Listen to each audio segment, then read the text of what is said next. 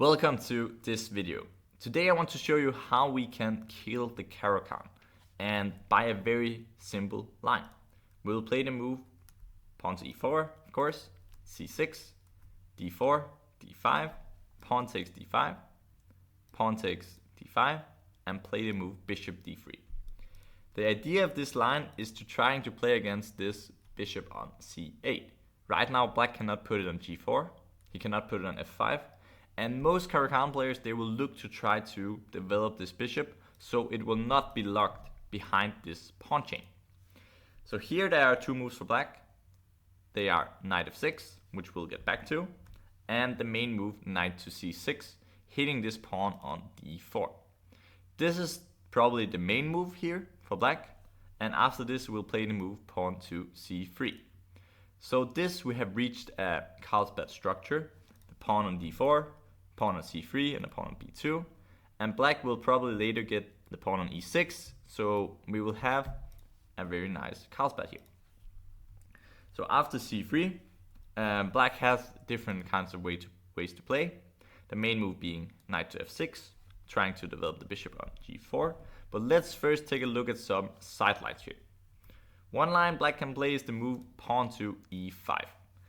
So this leads to an isolani position. White will take on e5, knight takes e5, and now we can play the very fancy move queen to e2. After this move, black only has one response, that is to play queen to e7. If he plays a move like bishop to d6, we can play the move pawn to f4, pinning the king and winning a knight. So after queen to e2, black will play the move queen to e7 here. And here we have a very cool move. Bishop goes to e3. Now black will take this bishop here. We'll take with the queen. Following up with the knight to d2 and putting another knight on e2 or f3. And because black has this isolated pawn, black is suffering. Also, it will be very nice to put a knight here later on in the game, which is a very cool outpost. Alright, so we are not really scared of the move e5. Another move black can play is to play pawn to e6.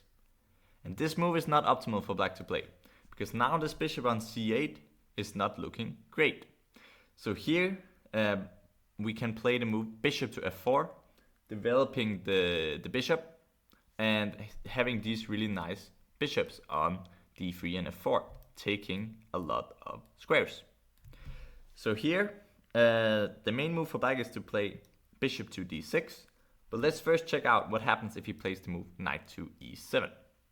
After this, we will continue with the simple knight to f3. If black plays the move knight to g6, we will simply retreat the bishop back to g3. Black can play a move like bishop to d6, and we will calmly castle our king.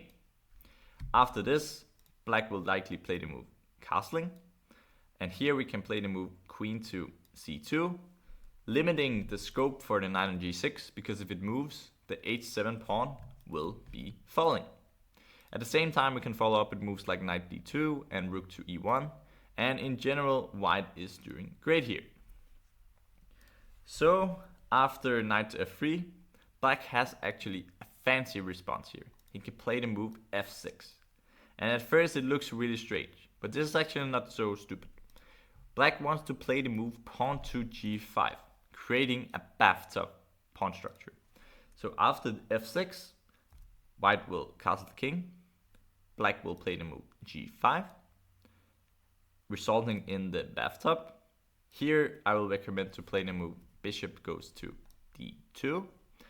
And here black has some different ways to make a setup. One is to play knight to g6, after where we will develop our knight to a3. The position is very uncommon, but I will say that white should be slightly better here. So another way for black to play is trying to play g4, hitting our knight on f3. After this we can put the knight on h4, hitting the pawn on g4, and the knight on h4 is quite safe here. So after bishop to d2, the main move for black is to play the move bishop to g7, developing the pieces. And after this, we will play the move knight to a3, black will castle the king, and we will develop the knight further to the c2 square. Now we can follow up with moves like rook to e1, knight to e3, and in general I think white is slightly better here, although the position is very strange for my standards, but this bathtub pawn structure is actually quite interesting. It takes a lot of squares, but at the same time he also have moved the f-pawn, resulting in a slightly weak e6 pawn here. Alright, so now we have been looking at the move knight to e7. Let's take a look at another natural move. Bishop goes to d6. And here I will simply recommend just to take this bishop. Queen takes and play the move knight to f3. And now I think that white has a strong bishop here, whereas the black bishop on c8 is struggling a bit. Black will typically continue with the move knight to e7, and white follows up with castling. Black will castle the king. Rook goes to e1, trying to gain control of the e5 square. And here black has some different options. One option is to play the move knight to g6. And this knight, in my opinion, is usually not that great placed, because white can at some point play the move g3 and h4, h5, and then the knight will have to leave the g6 square. So here I would say that white can play the move knight to d2, and with similar plans as I just mentioned, at some point playing h4, I would give white the advantage also because of the bishop on d3 compared to the one on c8. So Magnus Carlsen has also played this position for the black side. He chose to play bishop d7 against Daniel Vucaturo, and here he followed up with knight to e5, knight takes e5, pawn takes e5. Here, if black plays the move queen to c7, white will play the move knight to d2, putting the knight on f3 with ideas of either knight to d4 or knight g5. And in general, again, because of this bishop disparity, white is doing better here. In the game, Magnus Carlsen played the move queen to b6, targeting the b2 pawn. White played the move queen b3, leading to a typical standoff between the queens here. And white will follow up with moves like knight d2 here. In general, I think white is slightly better here. Alright, so now we checked out most moves here, but after rook to e1 and f6, this is another way for black to play, trying to control the e5 square. And actually it's quite interesting. Even Viswanathan Anand has played this for black. And here white has to be quick here, because if black gets some e5, he can actually get quite a good position here. So white should be fast. He should play the move pawn to c4, even allowing that we will get an isolated queen's pawn, but black also has a weak e6 pawn. This is especially clear after pawn takes c4, bishop takes c4. There is a lot of pressure on this pawn. So after this, the main way for black to play is to play the move knight to f5, trying to target the pawn on d4. So here there was actually a game, Carlsen against Anand, where Carlsen played the move pawn to d5, strong move. And now Anand, he took on d5, and after bishop takes d5, king to h8, and knight to c3, white is enjoying a better position here, mainly because of the f6 move and also slightly better development here. Alright, so after d5, black also has another way to play. He can play the move knight to a5, targeting the bishop on c4. And here it's not so easy for white to play. He has to find the precise bishop to d3. But after this move, white is doing great. If black takes with the pawn on d5, we can play the move queen to c2, targeting the pawn on h7. Black should play the move g6. And after knight c3, bishop to e6. White will follow up with the move rook a to d1. And the pawn on d5 is somewhat weak. The knight on a5 is terrible. And in general, white has a lot of compensation here. He probably has more than enough here for the pawn. So after bishop d3, black can also try another thing. He can try queen takes d5, snacking a pawn on this square. White can play the move knight to c3, attacking the queen. Black should play the move queen to c5. And after the move knight to b5, white has more than enough compensation here for the exchange. He will follow up with rook to c1. And for example, one sample line, knight c6. White can play the move knight to c7, hitting the rook on a8 at the same time as the pawn on e6, resulting in a better position for white. Alright, so that was it for e6. In general, I would say white is better after the move bishop to f4, especially because after bishop d6, white is in general happy to trade these bishops, as this is quote unquote not the best bishop for white because he has these pawns here on dark squares. Alright, so after c3, black also has other tries here. One of them is to play the move pawn to g6 here. This will transpose typically to positions with knight f6 followed by g6, but let's just anyways check it out first. So after g6 and knight to f3 here, black can play the move bishop to f5. And this is very typical, trying to get rid of this bishop by trading it for the strong bishop on d3.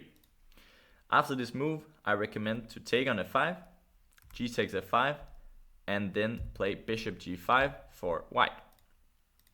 This is quite annoying for black because he wants to develop the knight to e4, but right now, of course, if he plays the move knight to f6, we can take it, leading to an Irish pawn center here with the 3 isolated pawns, which is of course very bad for black. So after the move bishop to g5, black can try some different things. One could be to play the move pawn to f6. After this, we'll play the move bishop to c1, and we are now very happy that he played f6 because it severely weakens the black king side. Alright, so f6 is not the way.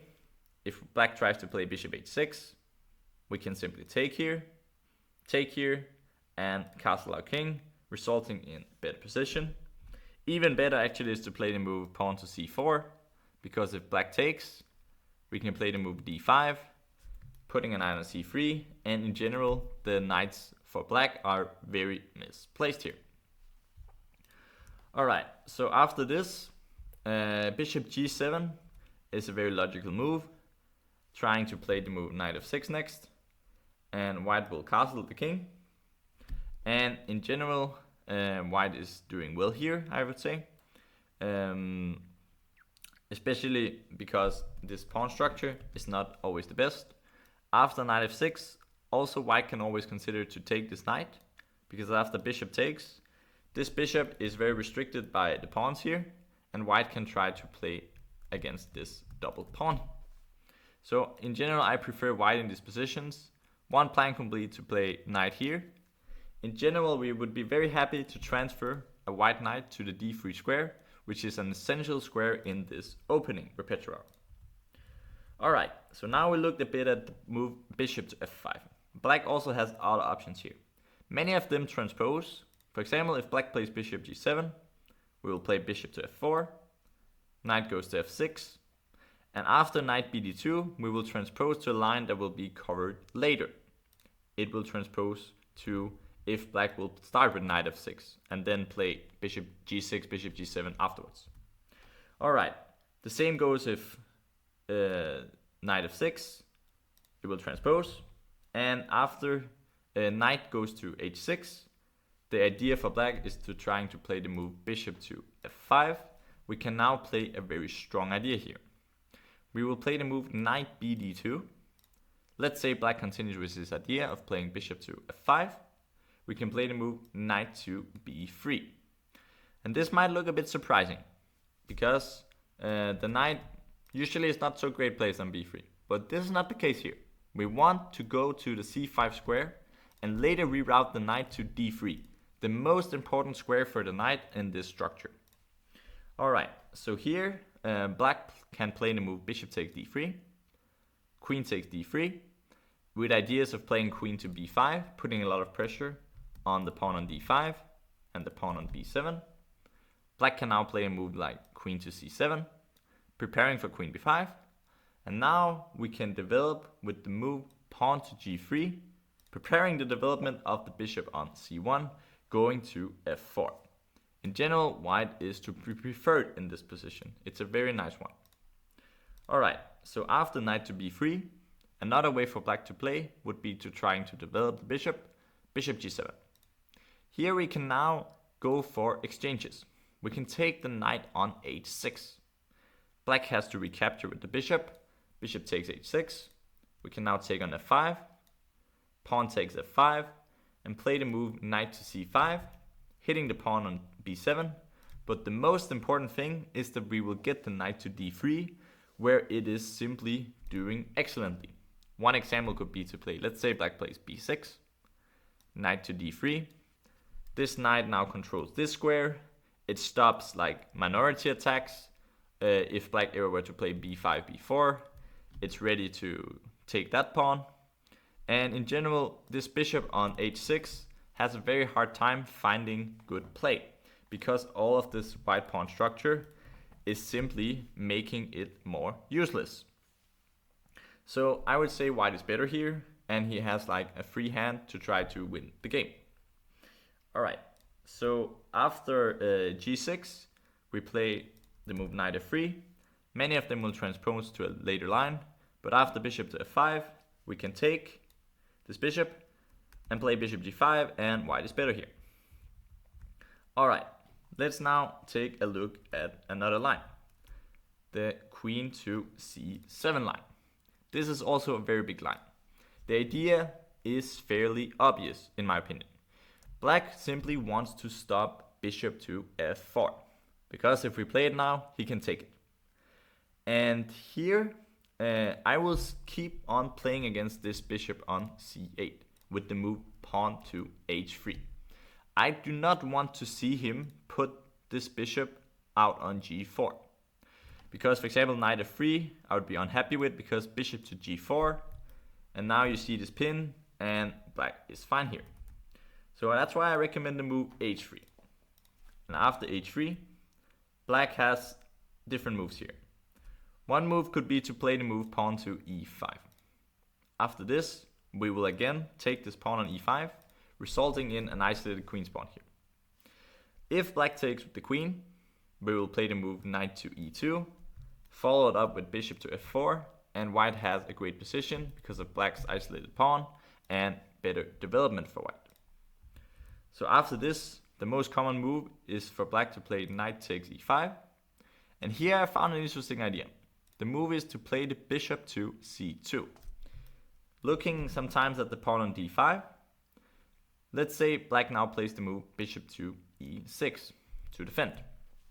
We can now develop this knight to f3. And in general, I'm not a big fan of playing with isolated pawns like this, so I would say white is slightly better here. Similar play goes after the move knight to f6. White will follow up with the move knight to f3. Black can play different moves here. For example, he should also be careful. If he plays a move like bishop to c5, always there are moves like queen to e2 in the air, and this knight on e5 is in trouble. Alright, so black can also take on f3, queen takes f3, and after bishop to d6, we can play the move bishop to e3, followed up with knight d2, and again black has to play with the isolated pawn, and I prefer white here. Another way for black to play is to play the move bishop to d6, defending the knight on e5. Here white can continue with the move knight takes e5, bishop takes e5, and the very cool move knight d2. The idea is to put the knight on f3, which is a great square for the knight, which can be seen after the move castles, knight to f3, bishop goes to d6. Now white will castle the king. Again, black is left with this isolated pawn here, and white is also targeting the black king, and in general I think white is better here. Alright, so now we looked at the move queen c7, h3, e5. Let's turn to another important line. So black very often has these setups with e6. We saw them before without queen c7, but he can also play it with h3, queen c7 included. So here white will play the move knight to f3. Black will continue with the setup, bishop to d6, intending to put the other knight on the e7 square. Alright, so after this, we want to castle the king. After this, knight goes to e7. White continues with the move rook to e1. Black will castle the king. And here I would recommend to play the move knight bd2. So most of the things is going on the king side. Black has some different moves here. One move is to play the move knight to g6. After this, we have a very aggressive move of playing knight to g5, looking over at the king side here. Black can follow up with, for example, the move h6. But this is very dangerous because now we can take this knight on g6. If he takes on g5, we can retreat with the bishop to c2. And now this kingside structure for black is not the best. Sometimes white can play now queen h5, looking to checkmate the black king. So here, after bishop to g6, f takes g6, white can win a pawn, knight takes e6, pawn, bishop takes e6, and rook takes e6. And even though black has some compensation, I would say white is slightly better here. Alright, so after knight g5, black can play the move knight to e7 here, defending this knight on g6. White can follow up with the move queen to h5, looking at the checkmate here on h7. Black will play the move h6, after which white will continue with the very aggressive knight d to f3. If black were to take the knight on g5, we can play knight takes g5, and this black king is in a lot of trouble. So this is actually winning for white. But most people would probably not take this knight on g5, at least it looks very dangerous. So black can also try to play the move bishop to d7, sometimes maybe rerouting the bishop here to defend the king. After bishop d7, we can play the move knight takes f7. Cool tactic. If black takes with the king, we can play a move like knight h4, and there is no way to defend this knight on g6, resulting in a great position for white with a pawn up. Alright, so after knight takes f7, black can play the move rook takes f7. White will follow up with the move bishop takes g6, knight takes g6, queen takes g6. And here it looks amazing for white, a pawn up, but it's still not so simple. Because black can play the move rook to f6, kicking away this queen on g6. Now I recommend to play the move queen to c2. Some players who have watched a lot of Petrosian would probably think about the move rook takes f3. The reason I say his name is because he's famous for sacrificing exchanges. So after this, white will play the move g takes f3. And I checked this position a bit, and it seems that white is much better here, even though it looks a bit scary for the king. Alright, so after queen c2, rook to f8 is the main move here. And here I will recommend a very nice idea to play the move knight to e5. At first it looks strange, because now black can take this pawn on f2. But after rook takes f2, queen takes f2, rook takes f2, king takes f2, white has a great control of the important squares here. And I would say white is better. The two rooks are actually outmatching the queen in this situation. White can put the king back on h2, develop the bishop to f4, and in general white is enjoying an advantage here. Alright, that was a pretty long line, but also an interesting one nonetheless. So after knight to g5, it looks like after knight e7, queen h5, white is better here. Okay, but black also has other moves than knight to g6 here. One move is, for example, to develop this bishop here on c8 to the d7 square. Here I recommend to play the move a3. This is actually a prophylactic move. At some point black will try to play the move b5, b4. And now we're already ready. He cannot play b4 immediately now because we can take with the a pawn. And white will later follow up with knight f1 here.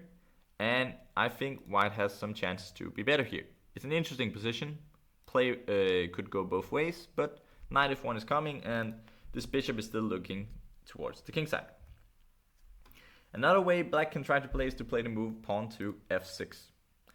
This is what we also saw in some earlier lines. Idea is to play the move pawn to e5. So before black is allowed to play this, we will now immediately counter-strike with c4. This is similar to how Caro-Kann played in the previous game we were showing. Alright, so after c4, I would say white is slightly better, because now this pawn on e6 is more weak than the pawn on d4. Both being weakness, but the e6 pawn is a little worse.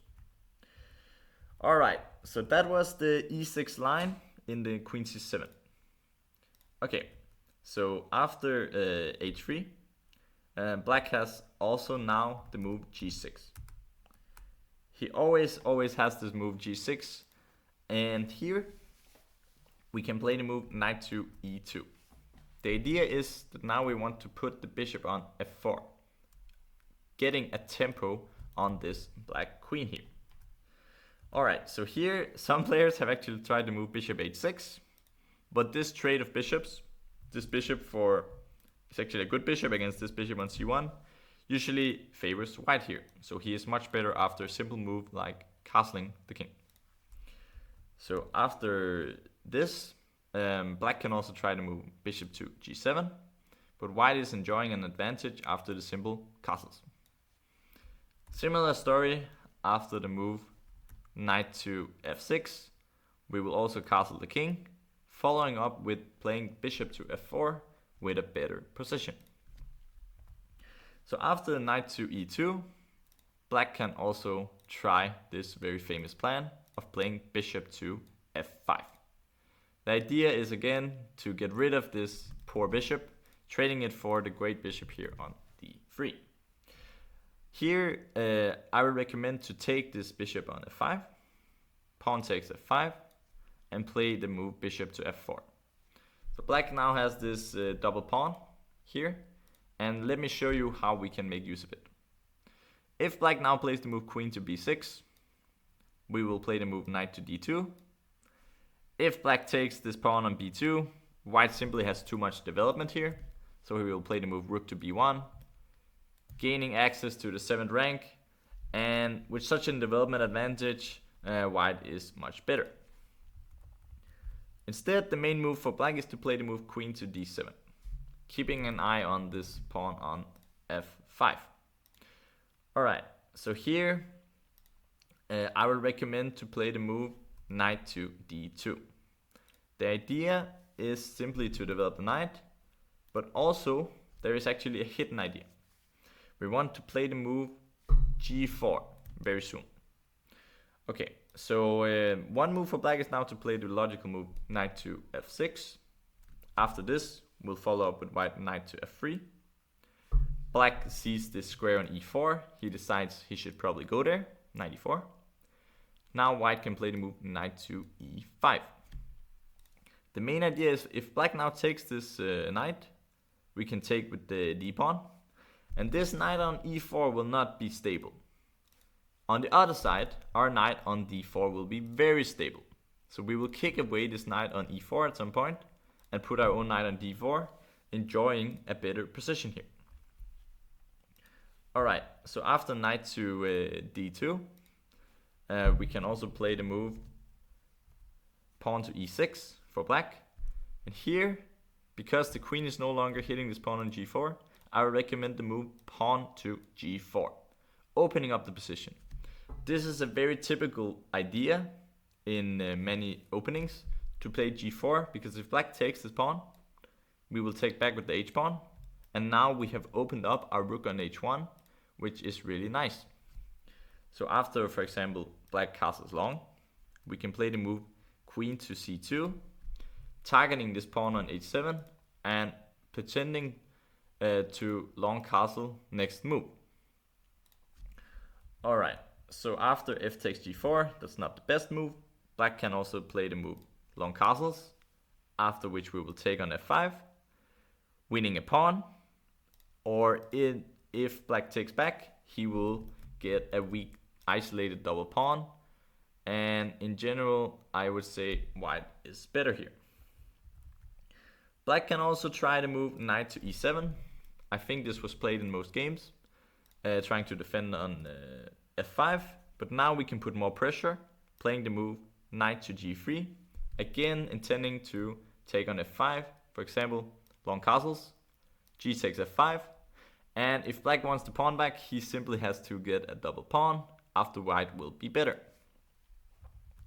So knight to g3, black can try to play the move knight to g6, hitting this bishop on f4, and here I'll recommend the move bishop to g5, stopping this king side, stopping the long side castling, and also sometimes looking to play a move like bishop to f6, and in general white is better here.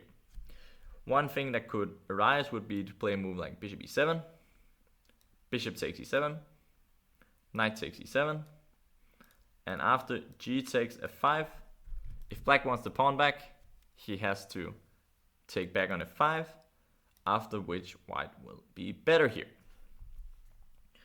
Alright, so the main line has happened to be bishop to d6.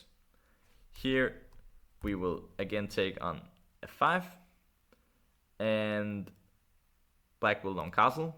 We'll play the move queen to c2, and it goes again and again. If he takes on f5, annoying isolated double pawn. If he doesn't, white is a pawn up and enjoys a better position. Alright, so now we've been looking at the move g6. Black also has other options here. One of them is to play the move knight to f6. So now black has stopped this bishop from going to f4, and afterwards he continues developing the knight. Logical play. So after this move, we'll play the move knight to f3. And as you can see, this bishop on c8 can no longer develop to f5 or g4, taken away by the pawn and the bishop. So now black has to figure out what else to do. One option could be to play the move e6. That's not great for black, because now the bishop is locked behind the pawn chain. So after this, white should castle. Black plays bishop to d6. Rook can go to e1. Black can castle the king. And now, if white is not careful, perhaps black wants to open up the game, even at the cost of creating an isolated queen's pawn. We will not allow this move e5. Instead, we'll play the move queen to e2, establishing further control of the e5 square. The idea is we want to put a knight on e5 at some point, because if, let's say we just put a move, knight bishop d7, the main move, because if after knight to e5, if black takes with the knight, we'll take back with the pawn, forking the bishop on d6 and the knight on f6, resulting in a winning position. And if he takes with the bishop, we will recapture with the pawn, and this knight on f6 is in serious trouble. So that's why that queen e2 is a great move. White wants to follow up with knight d2 and a knight on e5, as just said, and white is better here. For this reason, some black players could also try to move pawn to g6, again sometimes with the idea of going bishop to f5.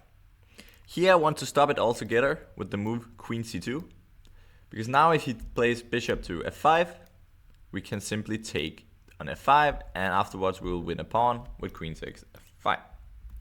So after queen c2, the main move is bishop g7. White will castle the king. Black will castle as well. And we'll play the move rook e1. Very typical for this repertoire. So now black really wants to open up the game, because he cannot develop the bishop. And so some black players have tried this move knight d7. The idea is to play e5, even at the cost of getting an isolated queen's pawn. But black hopes to get some counterplay. So after this move, we should play the move bishop to e3. This is a very nice move, prophylaxis, because after e5, pawn takes, knight takes, and knight bd2. Now white has some great control of this square. It's not that we want to play bishop d4, but we just control the square.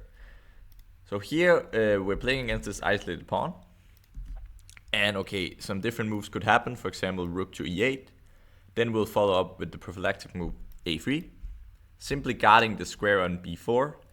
And because of this pawn structure with Isolani, I would say white is slightly better here. The same thing could happen. Let's say he takes our bishop. We'll take back with the queen. If he tries to be very active by bishop f5, I see nothing wrong with taking this pawn on d5. And this bishop on g7 is severely restricted by this pawn chain, b2 to c3, leaving white with a better position. So after queen takes d3, black can also play the move bishop to e6, trying to guard this pawn on d5. And now white should play the move knight to b3, later going with knight to d4. And I would say because of the control of the d4 square, the weak pawn on d5, white has good chances of becoming better here. So after knight bd2, black can also try to move bishop to e6, guarding this pawn, trying finally to develop this bishop from c8. After this we can take on e5, knight takes e5, and play the move bishop d4, establishing the bishop on an anchored square, which means that it's protected by the c3 pawn. And here, if black were to take this bishop on d3, it cannot be recommended because after queen takes d3, bishop takes d4, queen takes d4, we have reached a position where white has a good knight and this bishop on e6 resembles a pawn. So white is simply much better here. Also, we can of course dream, but once we reach the e5 square or similar squares on f6 or h6, the black king will be in a lot of trouble if we reach there with the knight. Alright, so that was if black played the move g6 and bishop g7. Then we will play this move queen c2, simply stopping the idea of bishop f5 altogether. And I like white's chances there. Alright, so now we have looked at queen c7. After we will play the move h3, playing against the bishop. And let's just quickly recap. So after e5, we take, leaving black with an isolated pawn. If black plays the move e6, we'll now play knight f3. And we follow up with castling and rook to e1. If black plays the move g6 quickly, we will now play the move knight to e2, followed up with bishop f4. And if knight f6, we will play the move knight f3. And then here, because of the problems of this bishop on c8, I also like white here. Alright, so now we looked at e5, we looked at e6, we also have checked out queen c7, and now we'll get to the main move, knight to f6. The idea is that black wants to develop this bishop from c8 out on g4, so it can leave the pawn chain. And here I recommend the move bishop to f4. So white wants to control the game with these two bishops, like taking away a lot of squares, and they're just very well placed here. In contrast to the bishops on c8 and f8, that so far has not really developed in the game. So here, the main move is to play bishop g4 for black. We will get back to that, but let's first check out some other lines. So one line is that if black can play the move queen b6, trying to target this b2 pawn. In general, these ideas with queen b6 are not to be recommended because white can always play the move queen b3. And if black takes the queen, we will take back with the a pawn, and we'll have a very lovely semi-open file. The rook is strong here, and we'll follow up with b4, even b5 ideas.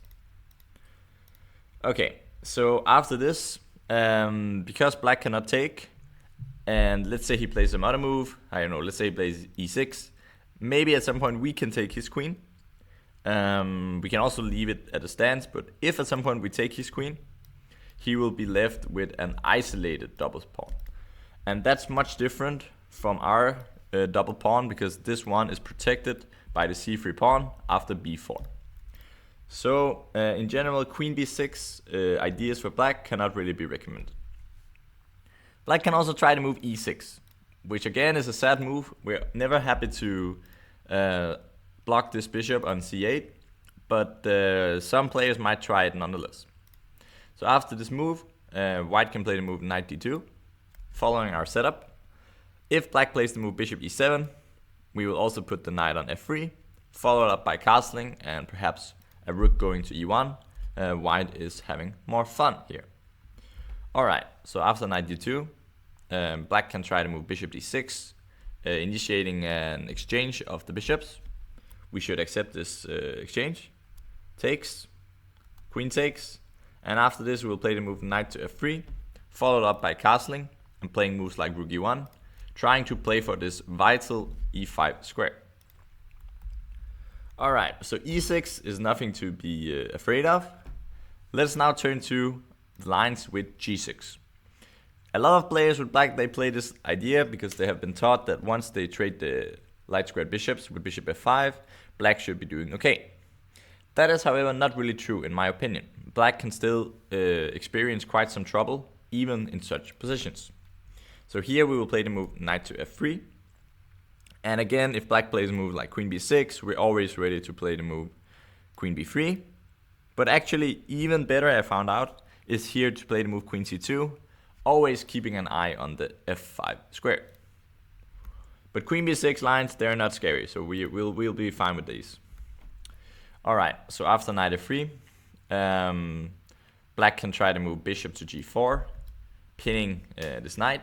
But now we will simply protect the knight with knight bd2, preparing to play the move h3 next time, and we can always recapture on f3 with the knight. Alright, if black ever plays a move like knight h5, trying to destabilize the bishop on f4, we can simply retreat the bishop by playing the move bishop to e3, and the knight on h5 is rather stuck. Alright, so after knight f3, black can also try to play bishop f5 immediately. And in this one instance, I recommend not to take right now. In most cases, you should take this bishop. But here, we have another cool move. We have the move knight to e5. The idea is if black ever takes our bishop on d3, we can recapture with the knight. And as you probably have already noticed, this knight is very well placed on the d3 square in this kind of structures. So a recurring theme is that we want to reach this square, and that goes again and again in many of the lines. Alright, so let's say black does not take because he knows our big dream is to get a knight there. So let's say he takes on e5. After this move, we will be captured with the pawn, hitting this knight on f6. Let's say black now takes on d3, queen takes d3, and plays a move like knight h5, hitting our bishop on f4. Now we can follow up with the move bishop g5, because the knight on h5 can sometimes be a liability. For example, after the move bishop to g7, it can now become trapped after g4, resulting in a very bad position for black. So here, after bishop g5, I would say white is slightly better, and in general, I like white's chances here. Alright, so after knight e5, black can also try to move bishop to g7. And once this move is played, now we will take on c6, pawn takes c6, bishop takes f5, pawn takes f5, and follow up with the move knight to d2. And now we are reaching for the plan of playing knight b3, playing knight to c5, and eventually reaching the very nice square on d3. White will also follow up with castling, and in general this double pawn on f5 and f7 will eventually turn out to be a liability for black. Alright, so after knight f3, let's now turn to the main line. Bishop g7, the most logical move after you played the move pawn to g6. We'll follow up with knight bd2, black will castle, white will castle, and here black has different ways of playing. If black chooses to pin our knight with the move bishop to g4, we're already very well prepared because we played the knight to d2, so we can follow up with the move h3. Some black players that try to be really sophisticated, they will now play the move bishop f5, claiming that h3 is a slight weakness if we open up the g file. Let's say we take on f5, pawn takes, black hopes now that h3 pawn would like to be back on h2, and he can play the move king h8, rook g8, resulting in some attack. For that reason, I like after such players, they really want to open the g file, I will just play bishop e2 now. And I'll follow up with a move like rook e1 and bishop h2. And again, white is for choice here. Alright, so after h3, if black takes our knight, we will simply recapture. White has the pair of bishops, he has good control of the center, the g7 bishop is blocked, and he has easy play. Follow up with moves like rook e1, and sometimes even h4, h5 at a later stage. Alright. So bishop g4 is nothing to be scared of after h3.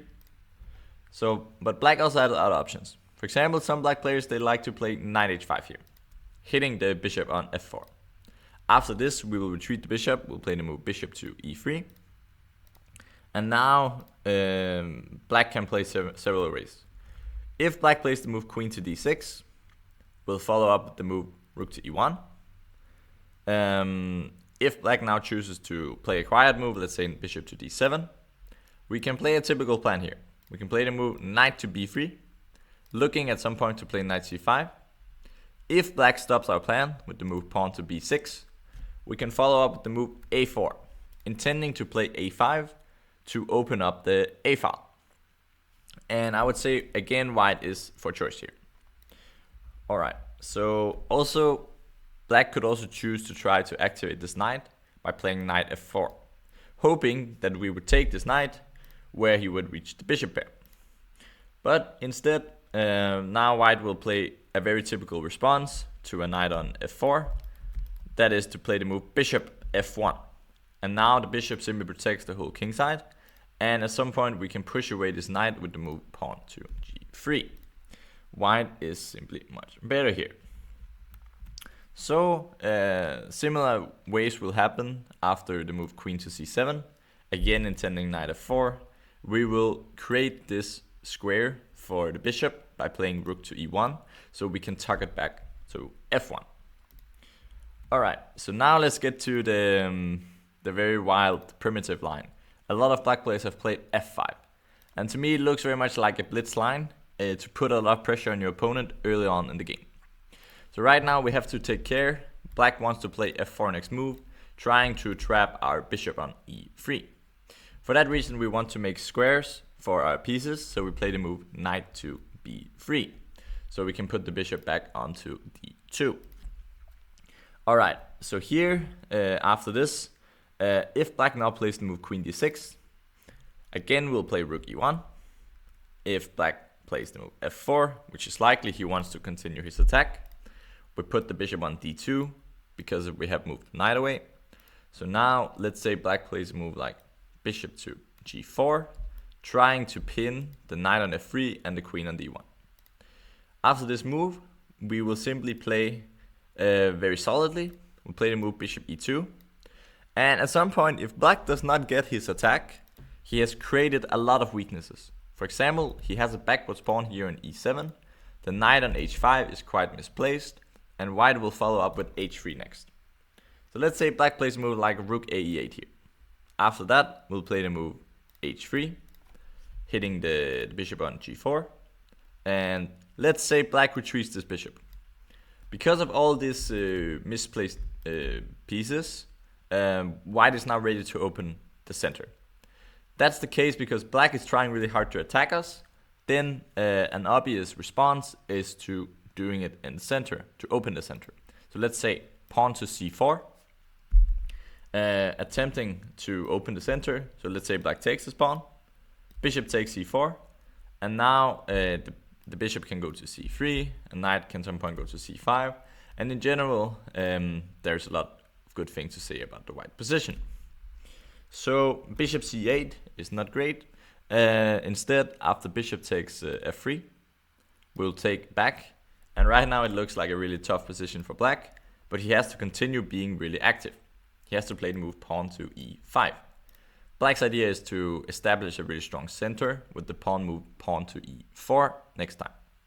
But luckily, we're just in time. We always take such a pawn on e5, so he cannot put it on e4. So after d takes e5, black will usually take knight takes e5. And now we will reinvent our knight from b3. We'll put it on the d4 square. And this knight on h5 is not great. And in general, black has not managed to get a successful attack. So white is better here. Alright, so that was if black played the move queen d6. Let's now take a look at the most obvious move, pawn to f4, immediately. We will make use of this square we made on d2, and black will follow up with the move bishop to g4. This is the idea of black. Again, we'll play in the same style. We'll play the move bishop to e2. Black could follow up with a move like queen d6. And there's only one difference from before, was the rooks on e1 and the rook on e8. But here we will immediately play the move pawn to h3. If black again does not take the knight on f3, if he retreats the bishop, for example to the move bishop f5, we can now play the move c4, opening up the center. And because of black's misplaced pieces and the overextension on the king side, white is much better here. So after h3, the most normal move is for black to play bishop takes f3, bishop takes f3, and again trying to establish this pawn chain with e5, e4. Luckily we're just in time. We can take the e5 pawn, pawn takes, knight takes, and again put the knight on d4. So the play is very similar against the several ideas for black. We just want to establish this knight on d4, and white is better here. For example, if he takes on f3, we take back the queen, and the knight is great. We're gonna stack the rooks on the e-file, and this knight on h5 is simply very misplaced here. Alright, so that was looking at this primitive knight h5 f5 idea, which is not all that great for black. But you could very easily face it in a blitz game, where many players like to go very directly after the throat. So after castling, black can also try one of the main setups, which is to play bishop f5, going for the exchange of bishops. And here we will welcome the challenge. We will take the bishop on f5. Pawn takes f5 and follow up with the move knight to e5. Again, we're very often headed for the d3 square, which is this lovely outpost for the knight. Okay, and after knight to e5, black has some different ways to play. One would be to take on e5, which can certainly not be recommended because white will take with the pawn. After knight to g4, we will follow up the move knight to f3, and knight on g4 is very misplaced now. If black chooses to play the move knight to e4 instead, which is quite typical for this kind of structures, we'll play the move knight to b3, threatening now to follow up with the move f3, and right now also coming with the knight to d4. In all regards, black is struggling in this position. So black can also try to play the move knight d7, hitting this e5 pawn, after which we'll follow up with the move rook e1. Black wants to solidify his pawn structure with the move pawn to e6. And now we will play the move queen to h5, a move allowed by the doubling of the black pawns. And this square would not be available if black had a pawn on g6. But now we can make very easily an attack by lifting up the rook to e3. Could be go to h3 or g3. And black is in a lot of danger here. Alright, so after knight e5, knight takes e5 is really no good for black. We simply take with the pawn and we are much better here. Another way for black to play could be to activate the rook by trying to play rook to c8, perhaps intending to recapture the c6 knight. And after this move, we can play the move knight to d3, putting the knight on this great square, protecting the pawn, and just in general aiming for a lot of cool squares. The knight is simply well placed here. Next up, we can play moves like rook e1, and in general, I really like the white position here. Black can also try to move knight to e4 immediately, after which we'll respond knight takes d6, pawn takes d6, and play the move queen h5. Next up, we want to activate our rook. So let's say black defends this pawn with a move like pawn to e6. We'll play the move rook a to e1, following up again with the plan of rook e3, going to g3 or h3, and black is in a lot of trouble here. The attack will be very easy to execute. Alright, so after knight e5, the main move here for black is to solidify the center with the move pawn to e6, defending the pawns on f5 and d5. We will now put the knight on d3. As I said so many times, this square is simply great.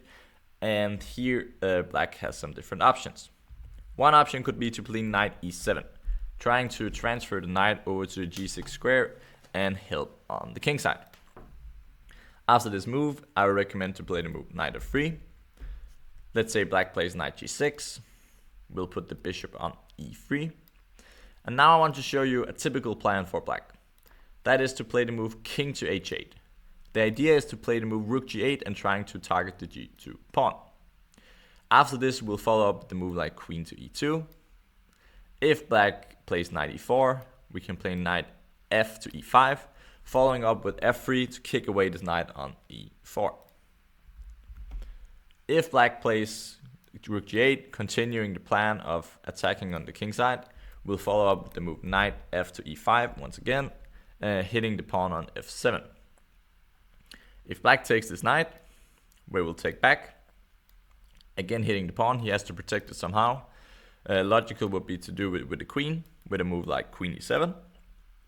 And now I'll recommend to pin the queen with the move bishop g5 and follow up with rook e1. In general, white has the initiative here, and I really like the position. Again, the double pawns are not all that great for black. Alright, so that was knight e7, where we'll follow up with knight f3. Black can also play in different ways. One way is to play the move king h8 immediately. Again, going for the rook g8 plan, after which I'll recommend the move queen to e2, followed by the move knight to f3, and also placing a knight on e5 eventually. Here again, I would say white is better. So after knight d3, black can play the very logical move knight to e4, a typical way, trying to put the knight on a square where it's protected by two pawns. We will play around this knight. We do not want to take it. It's very important to know. Instead, we'll play the move pawn to f3. We are fine. If he takes us, knight takes d2, we'll be captured with the queen, and we're happy. We just don't want him to take back the e4 knight, with a pawn of his. We do not want to allow that. That's why we play the move pawn to f3.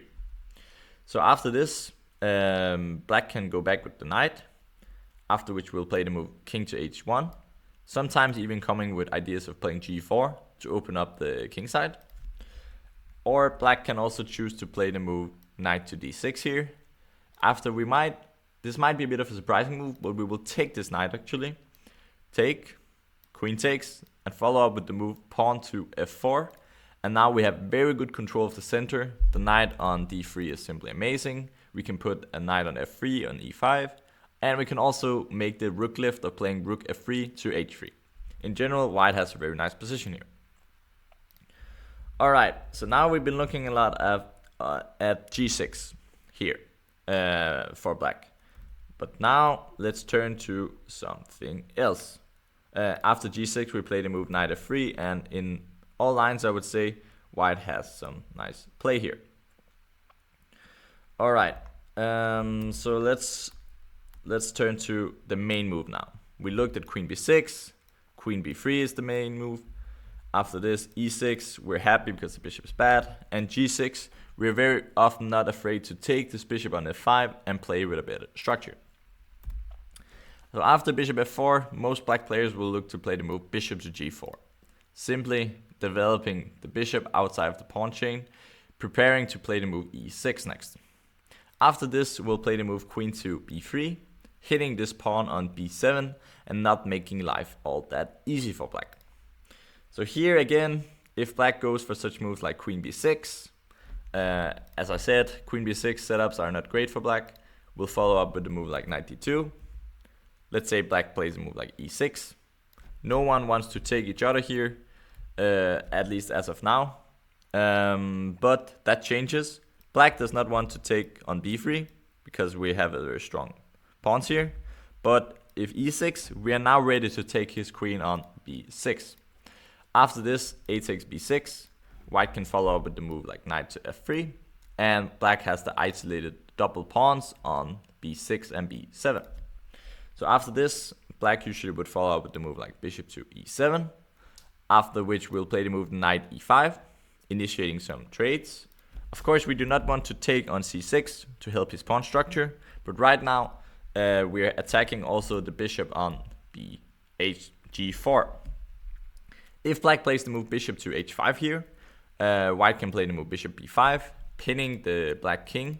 And if black plays a very logical move like rook c8, we'll play the move a4, furthering supporting the bishop on b5, and white is much better here.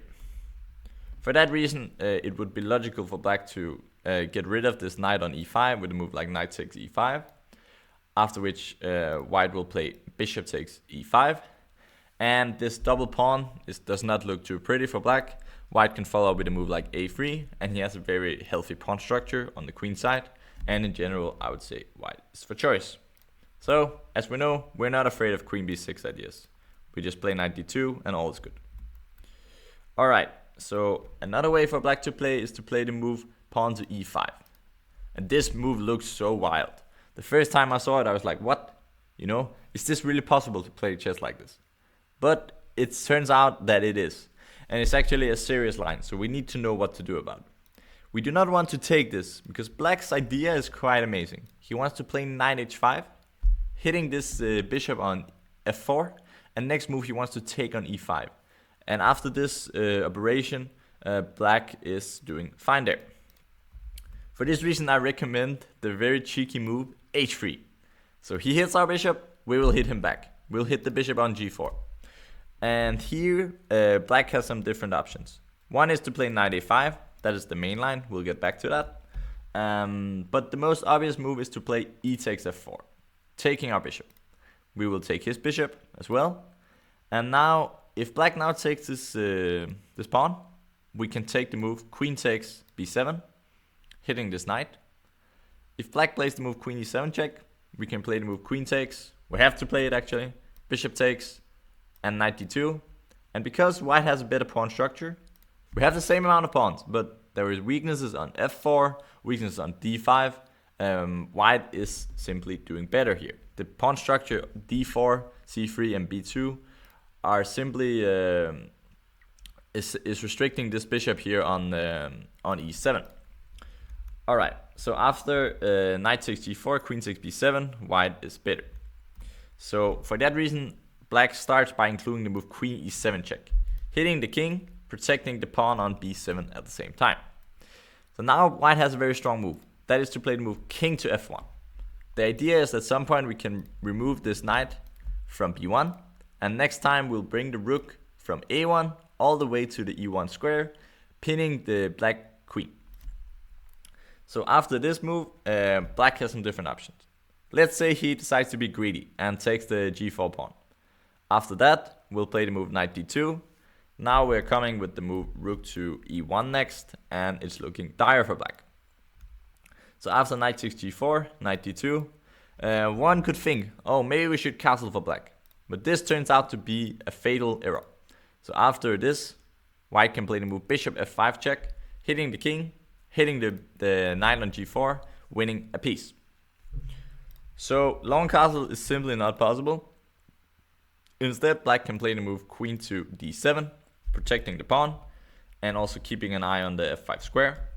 After this, white should play the move rook to e1 check, bishop e7 should follow, and white can play the move knight to h3. The idea is simply attempting to pick up this pawn on f4 and establishing a nice position.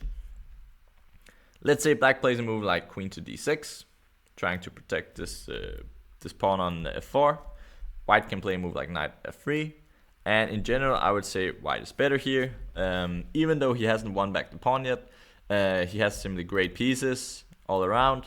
And also black is suffering with his pawn structure. Alright, so black can also try to castle long. But then white will follow up with the move knight to f3. And at some point he wants to take the pawn on f4, leading to a better position. Alright, so that was if knight takes g4, the greedy option was played. Instead, most black players, they play the move long castles. So they want to get the king to b8, which is a safer square. After this move, knight d2 is the way to go, again bringing in the rook on e1. In this position, when I first looked at it, it looked like really good for white. And that's also the case against most replies. So let's take a look. If black plays the move king to b8, we can follow up with rook to e1. Next move, we'll play the move pawn to g5. And in general, the h file, the e file, and some great pieces for white results in a big advantage. If black plays the move pawn to g6, trying to keep an eye on the f5 square, white will follow up with the move rook to e1. Let's say the queen goes to c7. White can now play the move g5, hitting this knight on f6. Let's say black plays the move knight to h5. We can now hit this knight with the move bishop to e2. Pretty cool move. So we can get rid of that knight. Let's say black moves it again, knight g7.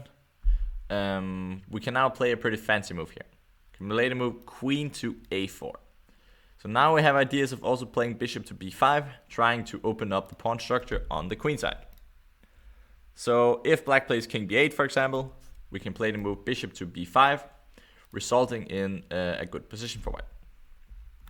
However, if black tries to reroute the g7 knight with a move like knight to e6, trying to target the pawn on g5, we can instead play the bishop to the other square.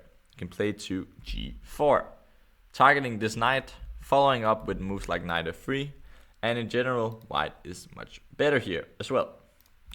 So in this position, I thought, oh, this is a great position for white. It also is slightly better, but I found a great defense for black here. That is to play the move pawn to g5.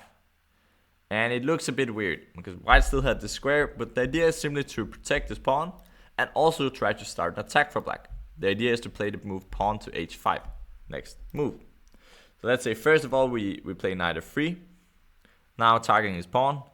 Black cannot defend it with h6 because then we can even take it, and this rook on h8 is falling. So after knight f3, black can play the move pawn to h5, and after this we do not want to take this immediately. First of all we play the move queen to c2, and if he takes on g4, it's simply not possible because of bishop f5 check. Next move we take the knight on g4, and the rook on h8 is falling. So after queen to c2, black should play the move bishop to g7. Now it's time for us to take on the h5. Let's say black plays a move like pawn to g4, it's the main line. We will throw in rook to e1, hitting this queen on e7.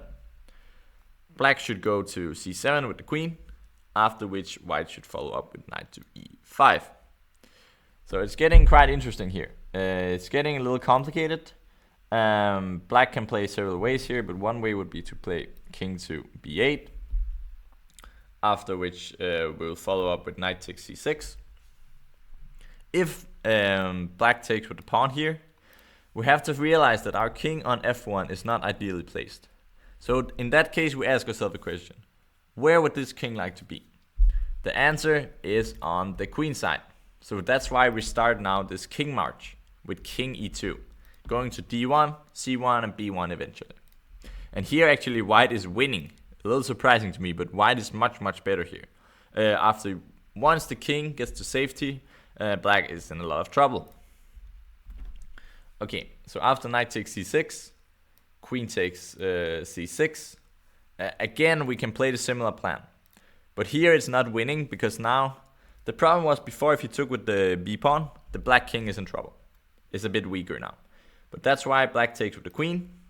Still we play the same idea. we want to get rid of this king over here. We want to put it on e2. We want to put it on d1 and c1. So after this, black can give a check here. King goes to d1. And after this, rook takes e1, rook takes e1, rook takes h5. We can play the move pawn to f3. And the position is still not so clear, but I believe white still has chance of being slightly better here. This bishop on g7 is not that great, and white can play on the light squares. Alright, so this was queen c7, knight e5, if black played the move king to b8. On the other hand, black also has a very tempting move here. That is to play the move knight takes h5, going for ideas of knight g3. And white really should take care here, because if knight g3 comes, he might lose the game. So that's why we have to play a really cool blocking move here. Bishop to h7, restricting the rook on h8, and preparing to take the knight on h5 next move. So now if black takes the knight here on e5, we can follow up with the move rook takes h5, and queen f5, queen takes g4 is coming. So after bishop h7, if black here has a pretty cool resource, that is to play knight takes d4.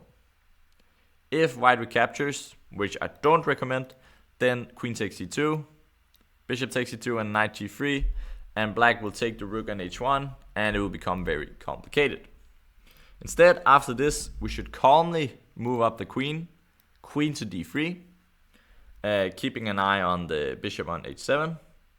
If black now takes on e5, bishop takes e5, we'll play the move c takes d4. The bishop is hanging, the knight is hanging, and white is winning here. But actually black also has a resource here. That is to take rook takes h7. After this, queen takes h7, rook h8. This queen is in trouble now, because if we move it back, black has this move knight g3, and then next move taking on h1. For that reason, we have to now sacrifice the queen. But we will get a lot of material for it. We'll take queen takes h8, bishop takes h8, rook takes h5, hitting right now the knight on d4 and the bishop on h8. So after this, black is forced to take on e5. We'll follow up with the move rook e takes e5. And now if black plays the very logical move knight e6 to block the rook, we have a winning tactic here. Rook takes e6, pawn takes e6, rook h8 check, king d7, rook h7 check, picking up the queen next move, resulting in a winning position. Alright, so after rook takes e5, the best move for black is to play knight to c6, after which we'll follow up with giving a check, rook h8 check, king d7, rook takes d5 check, king goes to e6, and now we can play a really cool horizontal move, the move rook h to h5. The rooks are defending each other, and white is better in this position. Once we can activate this knight, white will have good chances to win the game. Even though, of course, he should also watch out for his king, but I would say the white king is fairly safe here. Alright, that was a lot of interesting lines, but it just goes to show that in this, after this king f1, long castle knight d2, this g5 is a great try for black, but it gets pretty complicated, but in the end I would say white is still better there.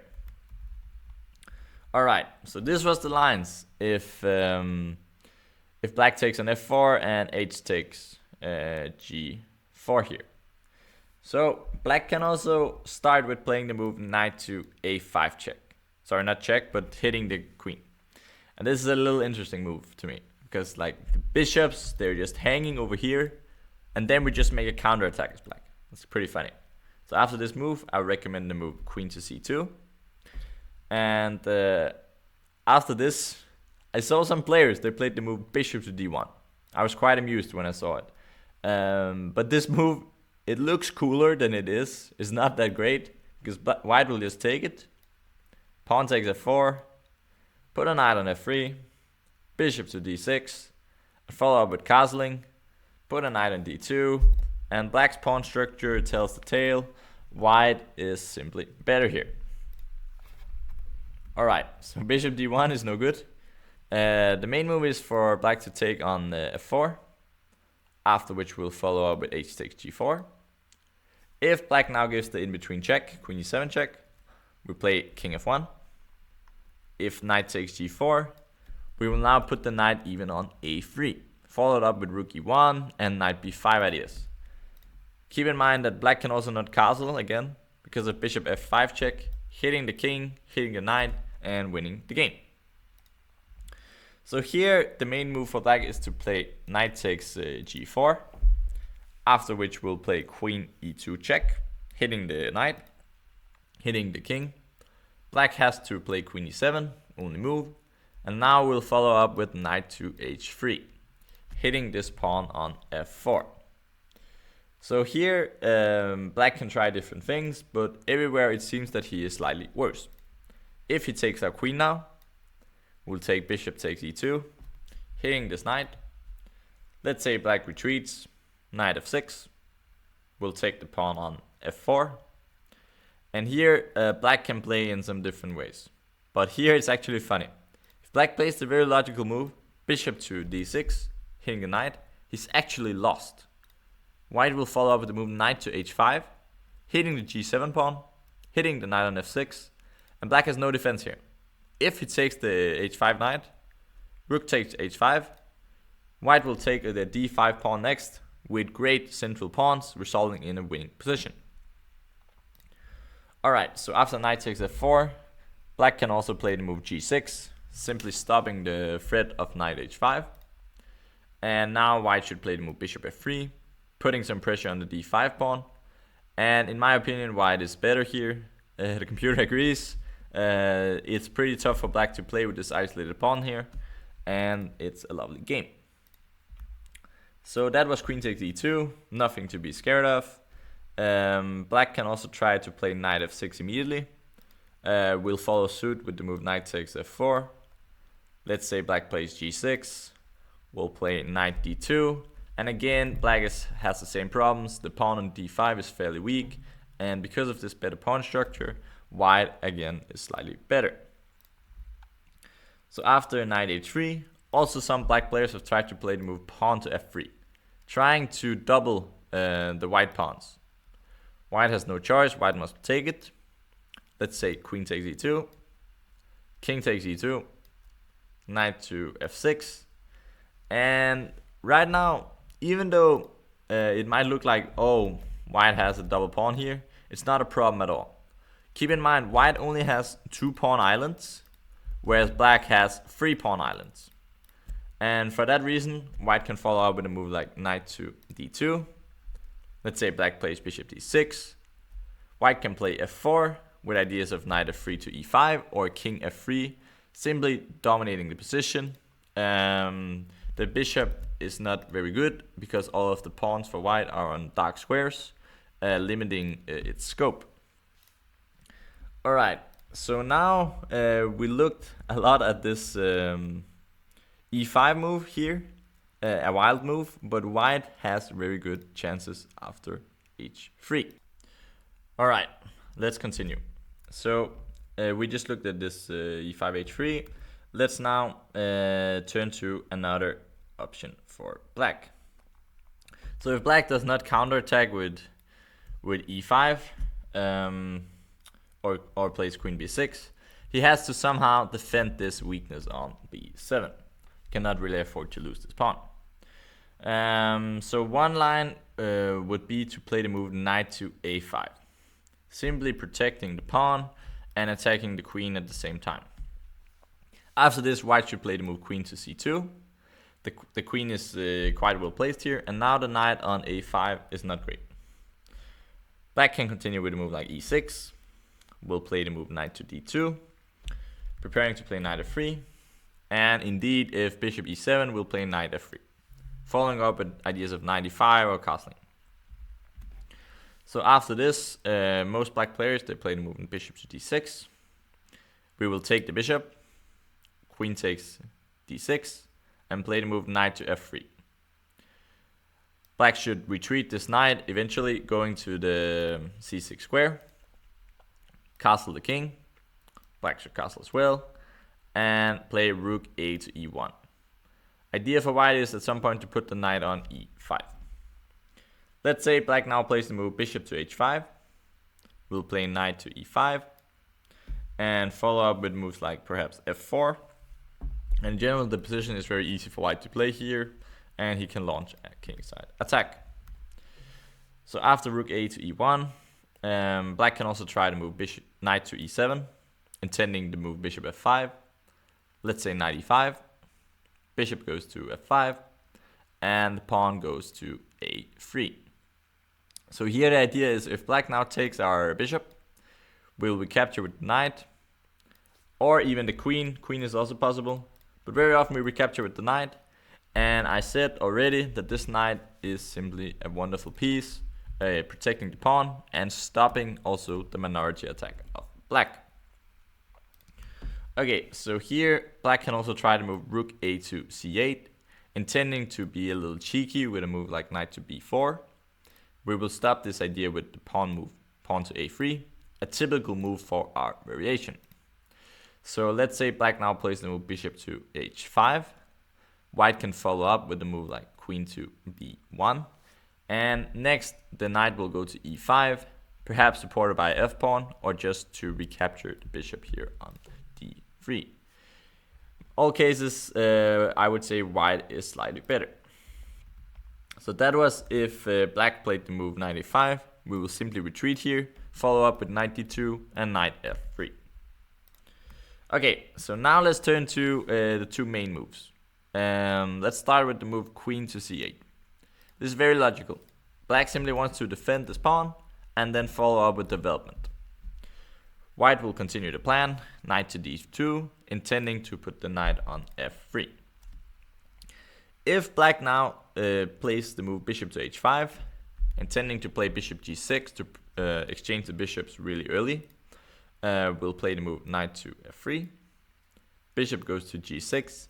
And now will come a very typical plan for our line. That is to take this bishop on g6. It might look a little surprising. Why would we want to open the h-file? But the h-file will be of no real relevance here. After h takes here, we will play the move castles. Let's say black plays a logical move like e6. We'll follow up with the move h4. And this is a setup I want you to remember. We want to put the pawn on h4, have the bishop on f4 and a rook on e1. This will go again and again in this repertoire, and it's a very nice setup, taking good control of the g5 square, and also at some point later, sometimes we can use it to attack. I will get into how later. Okay, so knight d2. The main move for black is to play the move pawn to e6, after which we'll continue our plan with playing knight to f3. If black ever takes such knight, we will take back with our knight, and resulting in having the pair of bishops and a nice position. If black plays a similar plan, bishop h5, again we'll play in the same way, castles, bishop g6. I think it will lead to a transposition. Takes, and h4. And white is happy here. So let's say knight f3. The main move for black is now to develop this bishop here on f8 with a move like bishop e7. White will castle the king. And here black has some minor lines. One could be to play knight h5, kicking away this bishop here. Against this move, we almost always play the move bishop to e3. If black castles the king now, the knight will become misplaced. White can play the move knight to e5. And if black takes, this knight cannot really retreat now, and black is in trouble. So castling is not the way. The way for black to play is this annoying way. He wants to play knight f6. So he says he's fine with a draw. Of course, we do not want to draw with the white pieces. But this makes that we cannot play bishop back to f4. Instead, we have to play the move h3. And after this, black plays the move bishop h5. Now we can put the bishop on back to f4, because there are no longer any knight h5 to look out for. So let's say black now plays the move bishop to g6. we will take on g6, pawn takes g6, and play rook f2 e1. The idea here is that eventually actually we will go for the same setup. We want to play the move pawn to h4 again later. And in general, white has a very easy setup here. A key square later is this d3 square for the queen or the knight. So sometimes even white plays queen b5 and queen d3. And even though we already played the move pawn to h3, we will later put the pawn on h4 anyways. So this type of positions, one tempo doesn't always matter too much. So if you can get an ideal setup, here we're even willing to play the move h4. Alright, so let's now take a look at what happens if you place the move bishop h5 here. It will be a very similar setup. We'll play the move rook to e1. Bishop goes to g6. We will take the bishop. Pawn takes g6. And follow up with the move pawn to h4. Again, we have our great setup. And let's now see how black can deal with it. So let's say black now playing knight h5. Now, because we have played the pawn move to h4, we can always tuck back the bishop to h2. A wonderful square, and white is doing great here. Black can also try to play for another plan. That is to play the move a6. The idea is trying to play b5 and start the minority attack of playing b4 at a later stage. Now we'll play a very typical prophylactic move. That is to play the move pawn to a3. And this is a structure I want you to remember because it is going again and again in our lines. So after a3, if black now plays knight a5, this doesn't do anything good for black. We simply will give a check. Knight has to go back to c6, otherwise it's lost. And we play the move queen to c2, going for the very nice d3 square. So let's instead look at what happens if black plays the move pawn to b5. Again, we'll play the similar plan. We want queen to c2, often putting the queen on d3.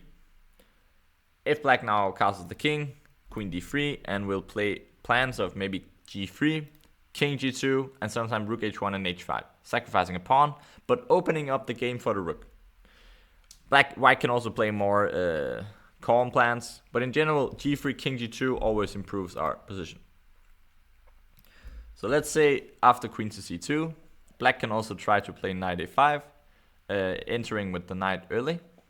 Then we'll play g3. Knight can go to c4, and we'll follow up with king to g2. And if black ever castles the king, we can try this plan of rook h1, h5 at some point. In general, white has a very solid position, and it's much easier to play the white position. So let's now continue along the lines of the minority attack. Let's say black plays the move a5. He wants to play b4, but he also does not want to show his hand by castling the king yet. So let's say here, after a5, white can play the move queen d3, hitting this pawn on b5. Now if black plays the move b4, looks tempting to go for the minority attack, but that's too early. White can take on b4 with the c pawn, a takes b4, and play rook e to c1, pinning this queen. Also, to notice, a4 is also a good move, but rook e to c1 is actually a winning move. And this comes to show after a move like pawn takes a3. White has this amazing move, queen b5. We're simply making use of this pin. And after a takes b2, we will not take on c6, but we will take queen takes b2 here. And because of this pin, even after rook takes a1, queen takes a1, black has no good way of getting out of this pin. The king is still in the center, and because of this situation, white will win here. So b4 is simply too early of a plan. Instead, now black has to protect this pawn on b5. So let's say he plays a move like queen b7. We will continue our plan of improving our kingside by playing the move pawn to g3, establishing the king on g2. Let's say black castles the king. King goes to g2, and black plays b4. Now we will come to see another reaction to the minority attack. And that is to take c takes b4. a takes b4, and play a4 to have the outside pass pawn that can be supported either with the knight b3 a5 idea or with the pawn b3 to have like some money in the bank. I call it usually that for protect the pass pawns, and that can always protect the pawn, and this can be an asset later in the game. Alright, so now that was if black played the move a6 here after h4. And let's take a look here. So the most logical move for black would be to play castles. And here white will follow up with this move queen b5. The idea is that this square on d3 is simply really nice for the white queen. And always knight h5, we always have bishop h2, we know that. If black plays a move like a5, trying to play a4 and attack on the queen side, we will stop him playing a4, and we have a really lovely queen here on b5. Let's instead assume that black plays the move a6. Now we'll go back to our beloved square on d3. And let's say he continues with the minority attack with pawn to b5. Here I want to show you a really cool reaction to this minority attack. That is to play the move pawn to b4. And first of all, it might look a bit weird because we're creating a weakness here on c3. But this weakness is quite hard to attack. And next up we have plans of playing a4, opening up the queen side in our favor, and also playing the move knight b3, going to the c5 square, and white is much better. So let's say black plays a move like queen to d7. Sorry, not queen d7. Let's say he plays a move like queen b7. We can play the move a4. B takes a4. Rook takes a4. And black has a weak pawn here. Alright. In general, after queen b5, I really like the white position. And after a6, queen d3. And we have ideas of g3, king g2. And b5, we will play the move b4 here. Okay, so let's resume. How did we get there? That was after the move bishop h5. We played rook f to e1 and bishop g6 takes h4. So this is our setup that we really like. Let's now turn to the most logical move for black here. That is to play the move castles. Simply castling the king. We'll follow up with the same move, rook f to e1. A very typical move for our line. Again, black can try this move knight h5, hitting the bishop, and we will play the same response, bishop to e3. Let's say black plays a move like queen to c7, looking to play knight f4. Here we'll play h3, bishop takes h3, knight takes f3, and again we have the pair of bishops and a better position. So the usual way after this knight h5 is actually the best to go back here on f6, hoping for a repetition, but we will of course not respond positively to that. We will say no thank you and play the move h3. And after this move, if black plays a move like bishop f5, we can take it, take here. Black has double pawns, white will play rook e2, followed by rook to e1, and white is slightly better here. Instead, black can play the main way, bishop to h5, and again we can re-establish the bishop on the f4 square. And now black has a different few options. First of all, he can play the move a6, again trying to play for b5. We will respond with this lovely waiting move of playing pawn to a3, controlling the b4 square. Black will continue with b5. Now we'll play the move queen to c2, keeping an eye on the h7 pawn, and having ideas also like knight e5 next. For this reason, it's time for black to now play bishop to g6. And here, white has two ways of being better. One of them is just to take here and play b4, followed by knight b3 and knight c5. We can also start with the move b4 immediately. The same idea, we want to reinstall this knight on c5, which is a lovely outpost. Let's say black here, let's say he plays some strange moves. Let's say he plays bishop here, we play knight here and he goes back. We play knight to c5 and white is much better because of this lovely knight.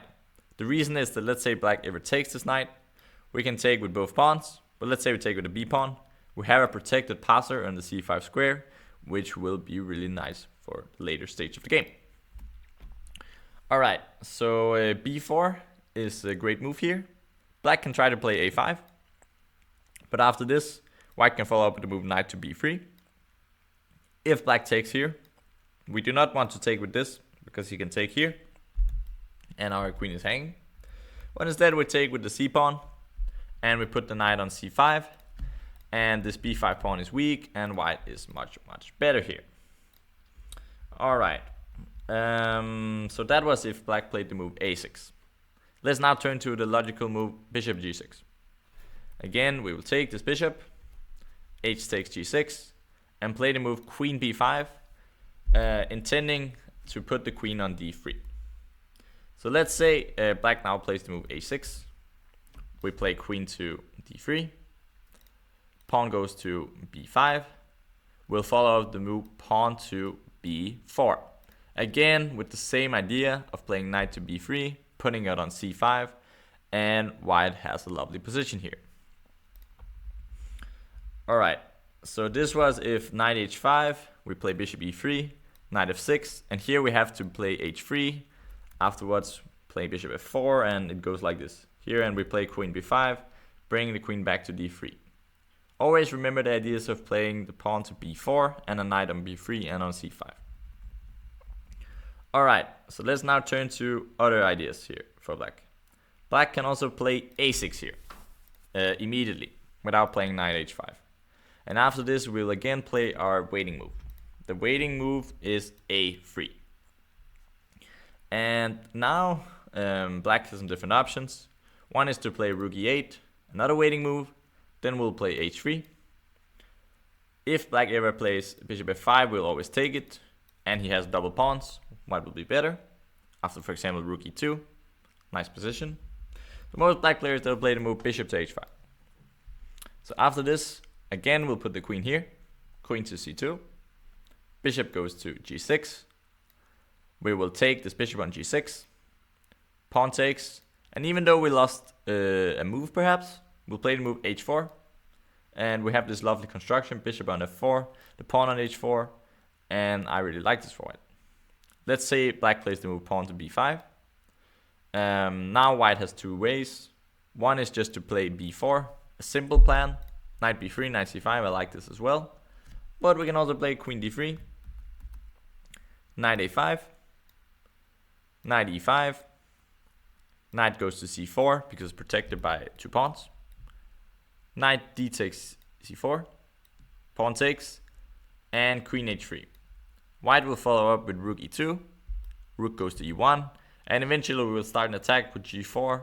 Because the queen side is fairly blocked, it's hard to win the b2 pawn, and white has a good position here. Okay, that was if rook to e8. Black can also follow up with the move b5. Very logical move. Trying again to play for the minority attack of this at a later point. Now white has a strong move of playing knight to e5. Initiating an exchange of the knights. Let's say black sidesteps this. He plays a move like knight a5, hitting the queen and intending to go on the c4 square. We can now play the move queen c2, and because this bishop is hanging, it's not looking all that great for black. Let's say black plays bishop f5 here. We can take, pawn takes, and play the move pawn to b4. And because this bishop is hanging here on e7, black cannot play knight here. He can also not play the knight here, because let's say he goes here, we just take, and the bishop is hanging. So he has to play the move knight to b7 here, and it's not looking all that great for black. White can play a move like knight b3, going to c5, and white is having a good position. So knight a5 is not really the solution. If black tries to move bishop to h5, white has a very instructive way of breaking up a pawn structure like this one. White will take on c6, queen takes c6, and follow up with the move pawn to a4, attacking this pawn structure and putting black in a hard position. If black ever takes here, white can take back with the queen, leaving black with a weak a pawn. If black instead finds this move, pawn to b4, trying to get some counterplay, we can play the move rook to c1. If we take on b4, black's idea is to play queen b6, hitting some pawns. We don't like this. Instead, we play rook ec1. If black plays queen b6 now, we can play the move a5, fixing this weak pawn on a6 and having a better game. If he takes on c3, we can take rook takes c3, hitting this queen on c6, and white is better because also black has a weak pawn. The rook is soon coming for the 7th rank, and it's all looking great. That's if bishop h5, then we take, and play a4, putting a lot of pressure on the black queen side. Alright, so after knight e5, the most logical move is knight takes e5. We'll follow up with bishop takes e5, and we have a very similar plan coming up. We want to play a4. So after this, if black plays knight d7, hitting the bishop, we'll play bishop f4. And black like physically tries to stop this a4 move by playing knight b6. This will not work out well for black, because white can play the move queen to c2, hitting this pawn on h7. And black doesn't really have a good way of dealing with this. If he plays h6, white can play a move like rook e3, going to the g3 square, or even playing h3. And this bishop no longer has this idea of playing bishop h5 to g6, and white is better here. Alright, so let's say instead black plays bishop h5. We know we can play the move a4, putting too much pressure on these pawns, and white is much better. So let's say instead black plays the move queen d8. Idea is, I'll show you in a second.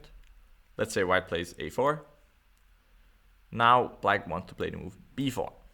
Again, trying to trick us with something like c takes b4, knight d7, hitting the bishop. If the bishop moves, he will play queen b6, hitting the pawns, and it's not so easy. Instead, after this move b4, we have again the very fixing strategy of playing pawn to a5.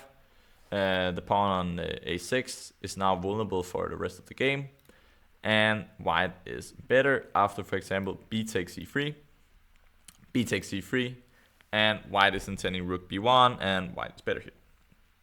For example, it's very important to keep the bishops for white now. If black plays a move like bishop f5, we should not take this one, we should play bishop f1, and always the a6 pawn will be a headache for black to deal with.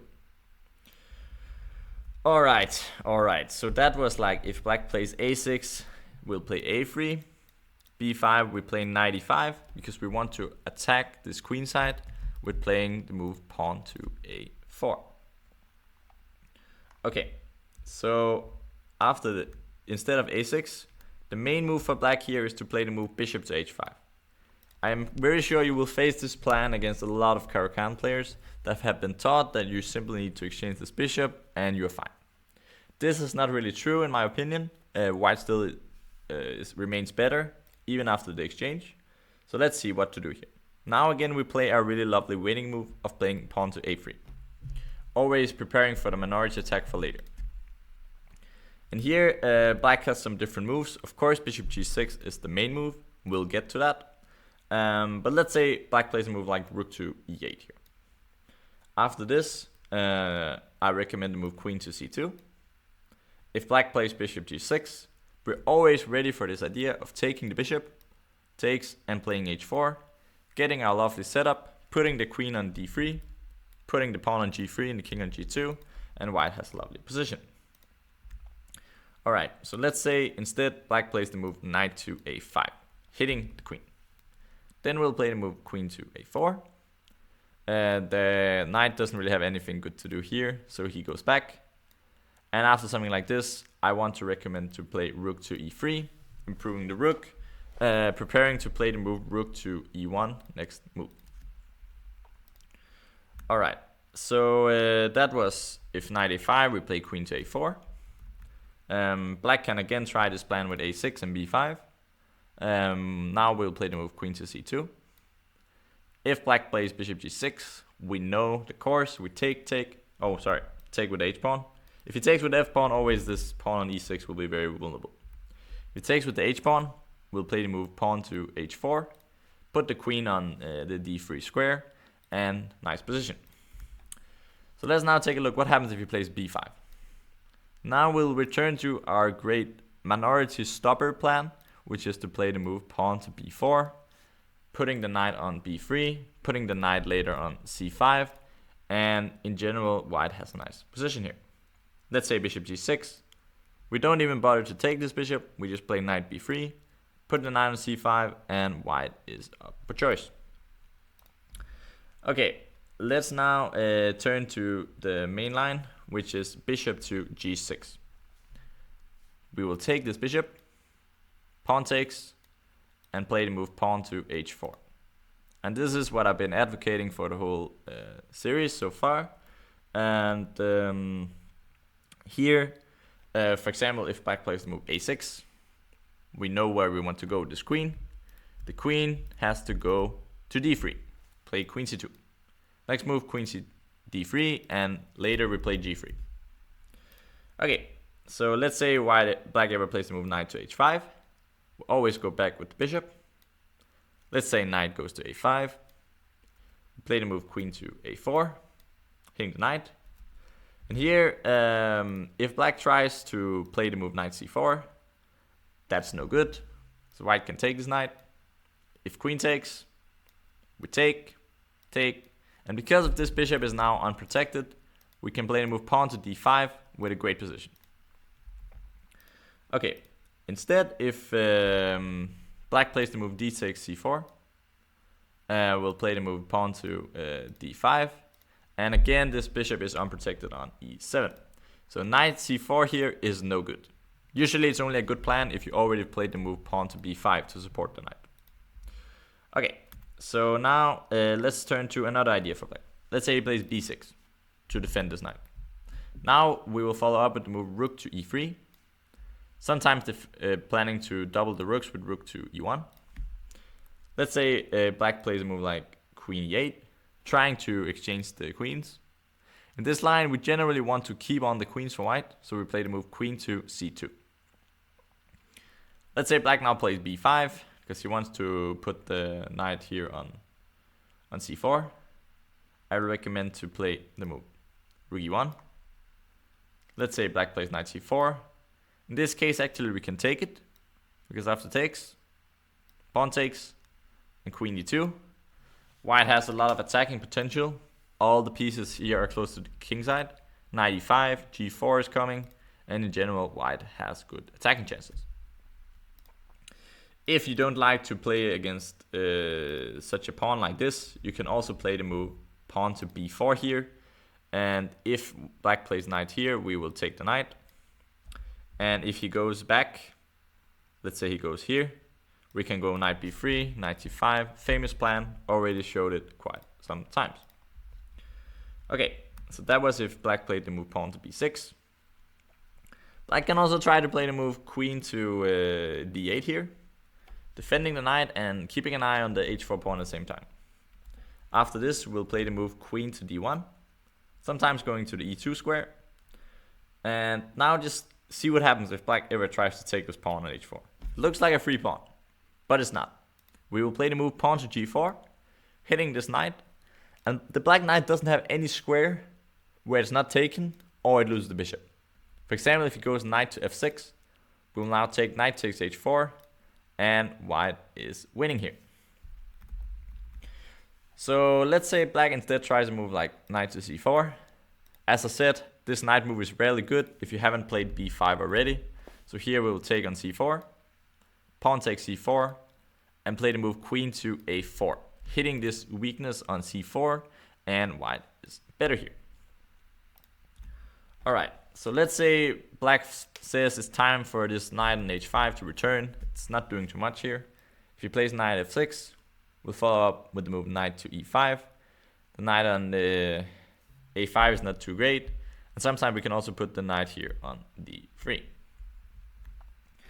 Alright, so let's now play the logical plan for black. That is to play b5, because he wants to install the knight on c4 and being able to recapture with the b pawn. So after this, I have found our great positional idea of playing b4. It's pretty nice here, also hitting this knight on the a5. Let's say if black ever goes back, this is sad, we'll play a4, following up with knight b3, knight c5, and white has a great position here. Same if he plays knight to b7, we'll play the move knight to b3, also following up with ideas of a4 and knight c5 with a better position. However, after the move pawn to b4, if black plays the move knight c4, the most logical, we can now take this knight. If black takes with the b pawn, we're just in time to follow up with the move pawn to a4. And now white will have a potential pass pawn later in the game, which is really nice. If black ever plays a move like a5, it's a mistake. We can play b5 and the pass pawn is protected. Okay, so after this, the main move for black is to play the move d takes c4. Hoping that he can reinvent this knight from h5 into the game by putting it on the d5 square. But black is not really in time, because white can play the move a4 now, hitting this pawn on b5. And then you might think, okay, but I can just defend this with a pawn move like a6. And that's also true, but here white has an amazing move. He can play the move pawn to d5, and this is actually winning for white. And it might be very surprising, but black cannot afford for white to take here on e6. The pawn structure will simply become too ruined. So here, if black now takes on the d5, white can take on b5, and because the black queen will be overloaded, it has too many duties of both protecting the rook on a8 and at the same time protecting this bishop on e7, he can no longer recapture on b5 because rook takes a8, queen takes a8, and rook takes a7, leaving white with a winning position. Alright, so after d5, he also loses if queen takes, because queen takes, pawn takes, and rook takes. White is winning. Alright, so let's say black tries to get out of this bishop problem with playing bishop f6, hitting this pawn on c3. White can calmly defend this pawn, rook c1. And now because this knight is on h5, it's gonna be trapped next move with the move pawn to g4. Black has too many problems.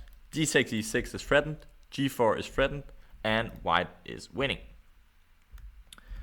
Alright, so a6 is no good because of the d5 move.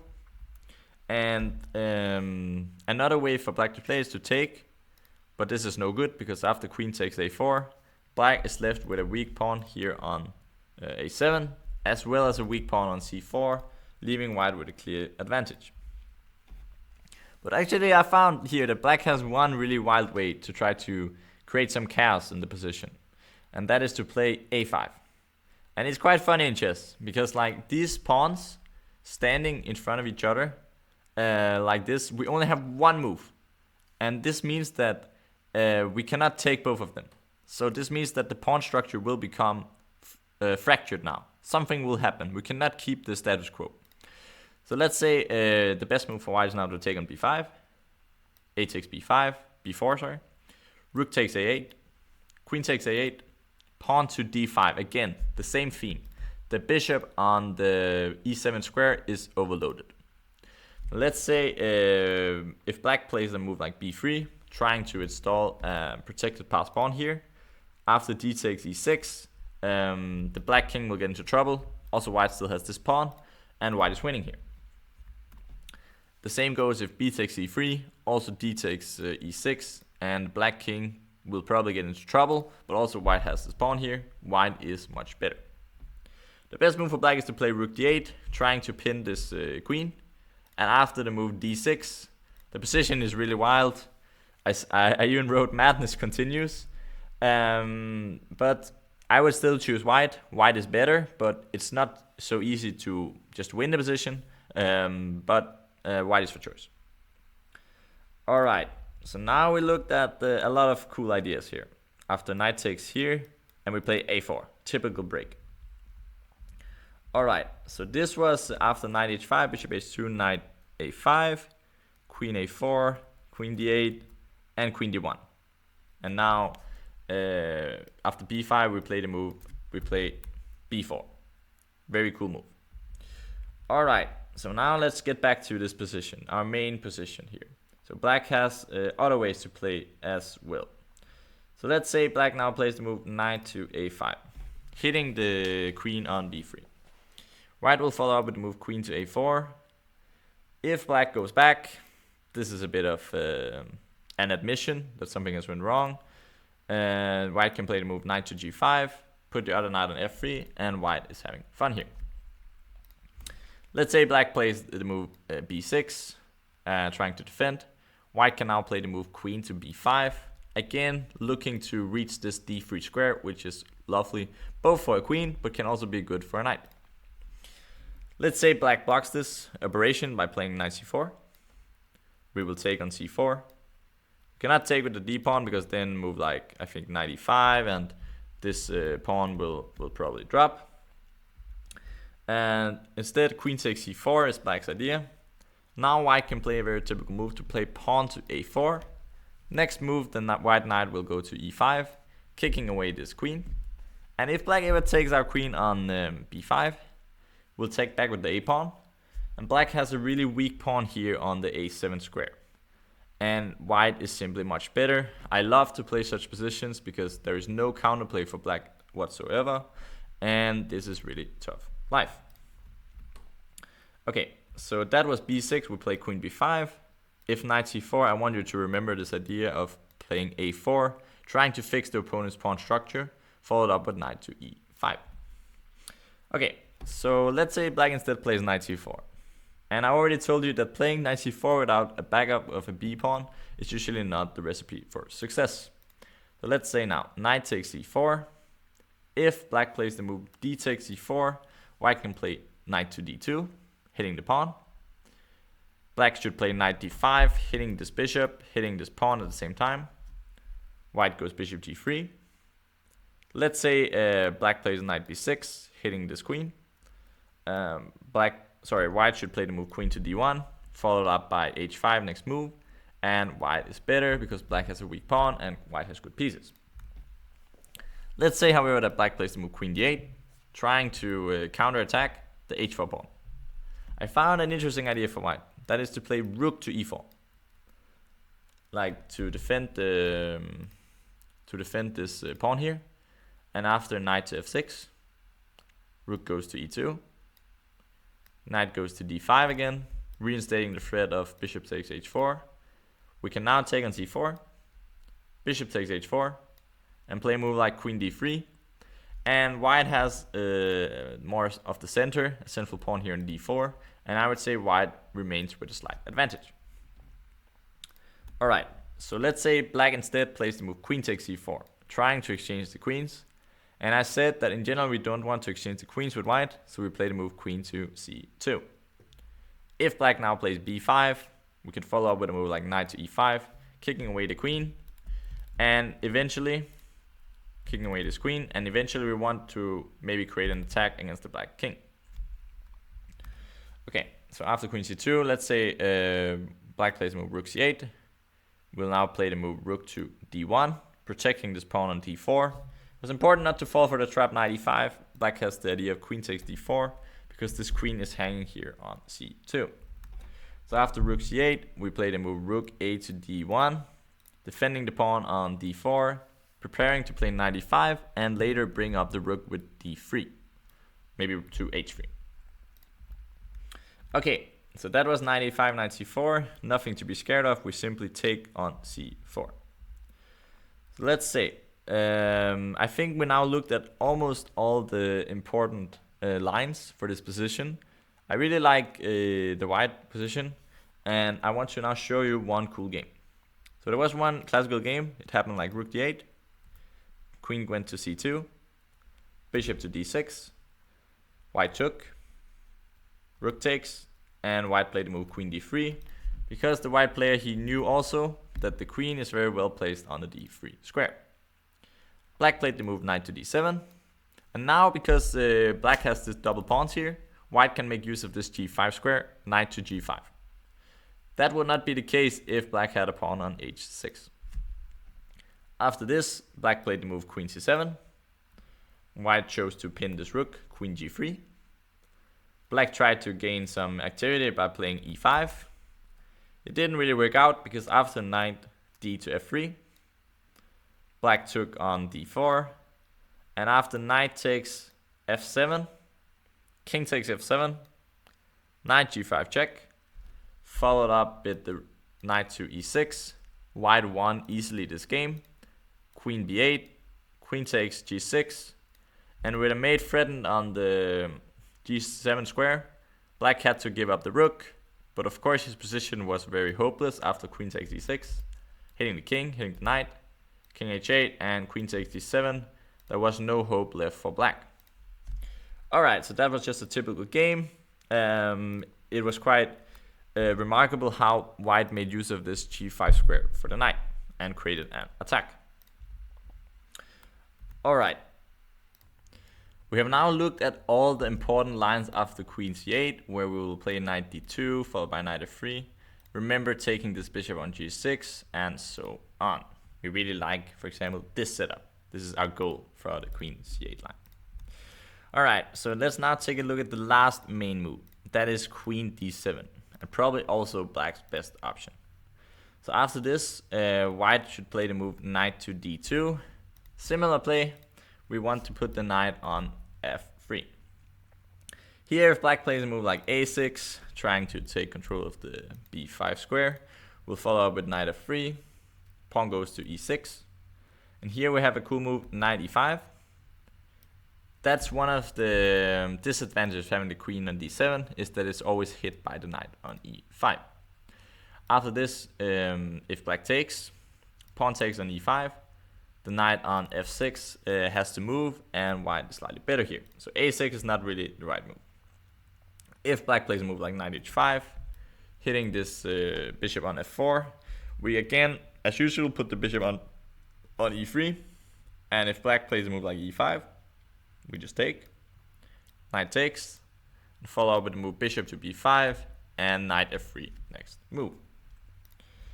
If black plays the move pawn to e6, play the move knight to f3, and here it's funny, if black plays a move like bishop e7, he's actually losing after knight e5, because if takes, this knight has no good home, and at the same time white is threatening this move bishop b5. And similar case actually after the move bishop to d6. If we place this move, we have the move knight e5 again, even if we lose a pawn here. If knight takes, we take back. Bishop b5 or e takes d6 will win a bishop. If he takes with the bishop on e5, we'll take d takes e5. The knight on the h5 is severely misplaced. Knight takes e5, bishop b5. Knight has to go back to c6 to block the to block this pin. And after the move f3, followed by g4, we'll follow up by pinning and forking this bishop on f5 and the knight on h5, leading to a winning position. So black has to be careful with this knight h5. This knight can really be misplaced at some point. Alright, so now let's turn to the main move, that is to play pawn to e6. White will follow up with knight to f3. And here, again, black has a few side lines. If he plays a6, we know we should play knight to e5. If black plays the move bishop e7, again, we can also play the move knight to e5, hitting the bishop, hitting the queen, and black cannot take this knight because takes, pawn takes, and bishop b5 is on the way. If black takes on f3, we'll take back with the knight. This will transpose to a later line after bishop d6. We'll get to that. So let's say, let's now look at the main line for black. Bishop e7 we know is not good because knight e5. For that reason we play the move bishop d6. This might look a little bit surprising because now it looks like we can take this bishop, queen takes d6, and take on b7. I do not recommend this line. This is not a good line for white because black can play rook b8, queen here, and castle the king, looking here with ideas of playing e5 as well, and black actually has the initiative, and I would take black here if it was me. So here it's very important that we first make sure that our king on e1 is safe. So that's why we castle the king. Black will do the same, short castles. And now we come to one of the main ideas of this opening, is to play rook a to e1. The idea is to install the knight on e5, which is quite well placed. And here black has many different ways of playing. It's a very rich position, but I really enjoyed digging deeply, trying to find some answers here. Oh, let's go back. So this is the position. So let's start with one very logical way for playing. That is to play rook b8. The idea is to play at some point the minority attack with the move b5. White follows suit with the main plan, knight to e5. And here black has different ways of playing. One is to play b5 immediately. Then we can play the move queen to c2. If black plays b4, we will win a pawn. Bishop takes h7. Knight takes h7. And knight takes g4. Pawn up position. So that's not to be recommended. Let's instead say that black plays the move bishop to h5. White should play the move a3. And after a5, here is actually an exercise I gave to many of my students. This is a positional exercise. The best move here, if you want, you can stop the video and try to solve it. But now I will show you the best move for white. The idea is to play the move knight to b3. We want to stop the minority attack and also go for the c5 square. What do I mean by stopping a minority attack?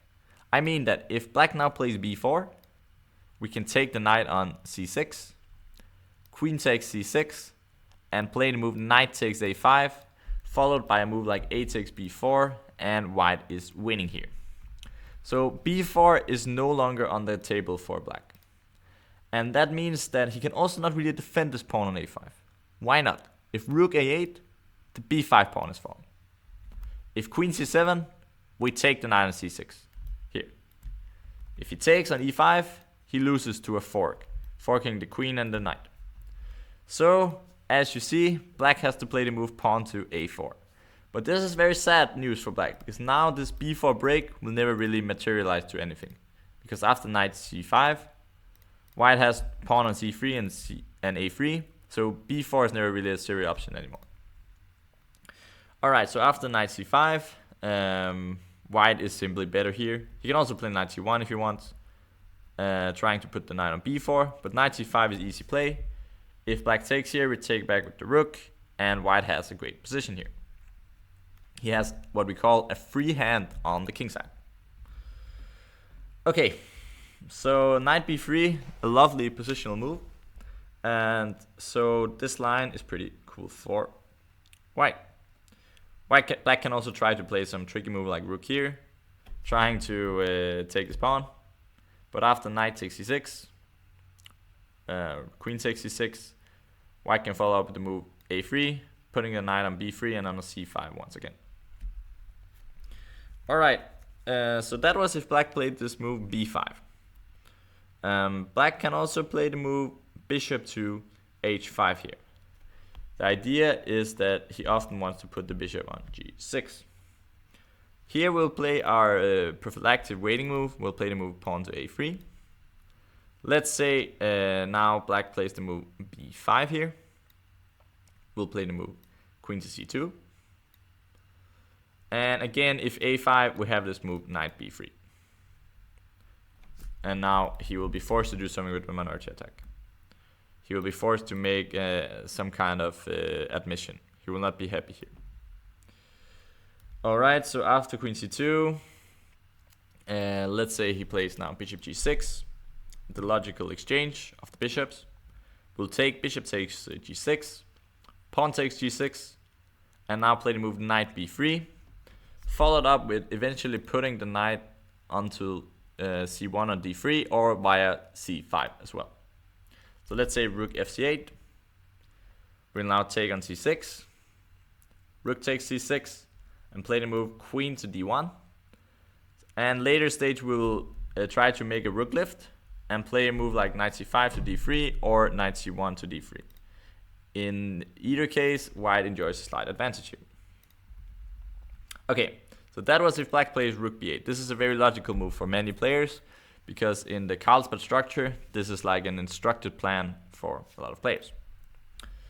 Okay, so let's now take a look at the immediate bishop h5.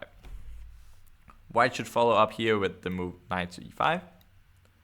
And after rook b8, I think it looks very similar to the line before. It actually is the same position here, so it will be a transposition. If bishop h5 and knight e5, rook b8 will be the same. And then we will play the move a3. Okay, it will be the same. All right, so let's say black goes here. Let's say we take, and it can be similar to the position from before. But we didn't look at it if he played the immediate bishop g6. So here, after that, we'll now play the move rook to e3. This is a very typical idea in this line of making the rook lift. So after b5, white will now follow through with f4. And the idea for white is to play queen to d1, followed by rook to h3, and try to checkmate the black king.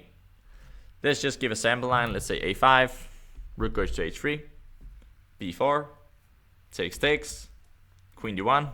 And even though black has already started a minority attack, this black king is in quite of a world of hurt, especially after queen e1 and queen h4. And I wouldn't envy trying to defend the black position here. All right, so this was, now we looked at rook to b8, we looked at bishop to h5. Let's now check out what happens if black plays the move queen c7. The idea of this move is trying to step out of the potential fork after knight e5. So now black can take this, this knight here. Any case, I still recommend to play knight e5 for white. That is the main plan. So let's say takes, pawn takes, the knight goes to d7. We now have a tricky move of playing the move queen to b4, hitting the bishop from long distance. Black should play the move bishop here. And after a move like queen h4, bishop to g6, we should now take here. Here is actually a tricky spot, because all the black players, a lot of them at least, have learned to take back with the h-pawn. But taking back h6, g6 here is a big mistake, because after knight to f3, going with knight to g5, black is in a lot of trouble here. So instead, the right move for black is to take f takes g6. White can continue with a move like knight f3, aiming for the d4 square. And this line, I think it's between equal and slightly better for white. It's very playable, but of course black is not doing too poorly here. Let's say rook e8, knight goes to d4, lovely square for the knight. Black cannot take this pawn on e5 because of queen goes to g3, pinning the black queen. Let's say black now plays the move queen to b6, aiming to target the b2 pawn. We will defend it with the rook to e2. And now black has a pretty strong simplifying plan here. That is to play the move knight b8, aiming to play knight c6. And here I recommend the move queen to g4, keeping an eye on this pawn on e6 and making it harder for black to play knight to c6. And this leads to an interesting position. Alright, so now we've been looking at the move rook b8, bishop h5, and also even queen c7. Let's now take a look at the move bishop takes f3. It looks a bit surprising to give up a bishop like this for the knight, but it's actually quite an interesting move. It's not necessarily a bad move for black. We take back here on f3. Let's say black now plays the move knight to d7, trying to gain full control of the e5 square. Here I'll recommend to play the move rook to e3, intending to play the move rook e1 and h4, trying to attack on the king side, especially now that we have this bishop here on d3, getting a great scope of the position. Let's say black plays the move rook b8, we'll play the move queen to c2. And here's actually interesting. Black has a choice between the move h6 and g6. If he plays the move knight f6, which is a mistake, we can play the move knight e5, followed by moves like f4, rook h3, starting a big attack. If black plays the move h6, that's actually a slight mistake. It's a bit worse than g6, because after the move queen e2, white can play the move knight h4, followed by f4, f5, and attacking the black kingside. And black is in a lot of trouble here. At the same time, we're also stopping the move b5, because we can then simply take the b5 pawn. Alright, so let's say black plays the move pawn to g6. I will follow up with the move rook f2 e1. And next up is the move h4, h5, trying to target the black position. Alright, so that's if black plays the move knight to d7 here. Black can also play the move queen c7, against preparing to capture on e5, were white to play knight e5. Now I recommend to play the move queen d1, because the queen is actually misplaced here. It has to get back onto the king side, so queen d1. Let's say black plays rook b8, going for the minority attack. Rook e2. Let's say black plays the move pawn to b5. We'll play the move a3. And now black has two plans. One is to play a5. Oh, not a5, a4, a5, b4. The other one is to play knight a5, trying to put the knight on c4. Now white can play the move bishop to b1. Knight goes to c4. And white should follow up with the move knight to e1, putting the knight on the lovely d3 square and leading to a better position here. Okay, the other main plan is to play a5. I think this is the one that's the most common. Here I recommend a fancy move, rook to c2. Simply stopping b5 for now because of the black queen position. And white can follow up with moves like queen c1, putting the queen on f4, if the queen leaves the c7 square. In general, I like the position here. White's bishop is targeting both flanks, and white should be slightly better here. So let's now get to it. Let's say black plays rook b8, the very logical move. White should continue with knight to e5. If black plays knight d7, we can actually simply take this. Can also play f4. f4 is also good, but knight takes d7, takes and play queen c2, hitting this pawn on h7. If black now plays g6, we play the move h4, trying to play h5 and attack the black king. If black stops this with h5, this looks very scary. Now we can take on g6. Pawn takes g6, queen takes g6, queen g7, and play the move rook takes e6. And after exchange of queens, white will follow up with rook g5, resulting in the win of another pawn. And we will be 4 pawns up for a knight, which is leading to a better position for white. But still, of course, not too clear, but I would take all the pawns instead of a knight. Okay, so let's say black instead plays this move, rook fc8. It's also a playable move. I'll now recommend to play the move queen a4. This might be a little weird move, but the idea is simply to stop the move b5, because now we can take the b5 pawn. Next up, we'll play ideas like a3, f4, rook e3, and trying to go for the black kingside. The most played move here is actually to play the move b5, which is a logical move. Black wants to open up for the rook and attack the queen. But here I found out that white can actually take here on b5, resulting in a better position. So let's say black now not takes on d4 immediately, but let's say he plays... okay, let's look at knight takes d4. So after this, we take back with the pawn. Black will play a6. Now white can play the move a4, supporting the bishop. And after takes, we will not recapture here on b5, because that will lead to a bad position. We will instead play with a passed pawn. We'll play a5. A very strong passed pawn over here. If black now plays a move like knight e4, we can play rook e2, followed by playing a move like f3, and white is better here. If, however, black decides to play knight d7 to exchange the knights, we will welcome the challenge, we will take it. Queen takes d7, and play the move rook to c1, ideas of rook c5, playing queen to b4. In general, white is better here because he has a very dangerous pawn here on the a5 square. Alright, so after bishop takes b5, black can also choose to play the move knight to e7 instead. And the idea is now next black wants to play a6. I would recommend here to play queen a4. If black plays the move queen b6, hitting the bishop, hitting the pawn, we can play the move bishop d3. And after the move queen takes b2, we'll take queen takes here on a7, hitting this knight on the e7 square, and white is a pawn up for now with a better position. If black plays the move a6, we will retreat the bishop, not take the pawn, we'll retreat the bishop here to d3. And after rook takes b2, we'll follow up with the move rook b1. It might look a bit weird that now we have this weak pawn here. But also black has a very weak pawn here on a6, and we have a good knight on e5. So white is for choice. And for example, if black plays a move like rook to d2, white can play a really cool move, queen a5, looking to play c4 next move and taking the rook on d2. If, however, black plays a very natural move, rook f to b8, we take on b2,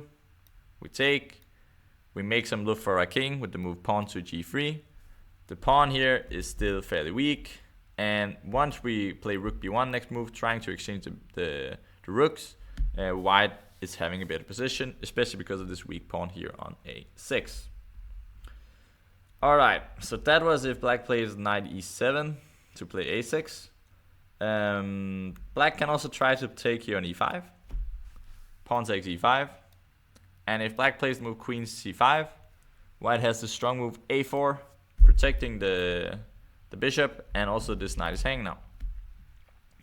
If black plays the move instead queen b6, we take on f6. Queen takes b5, and we take on g7. And white will end up being a pawn up in the endgame. The computer says it's only slightly better, but in my vision it looks like a pawn up, so I think white has good chances to take this one. Okay, so that was it for b5.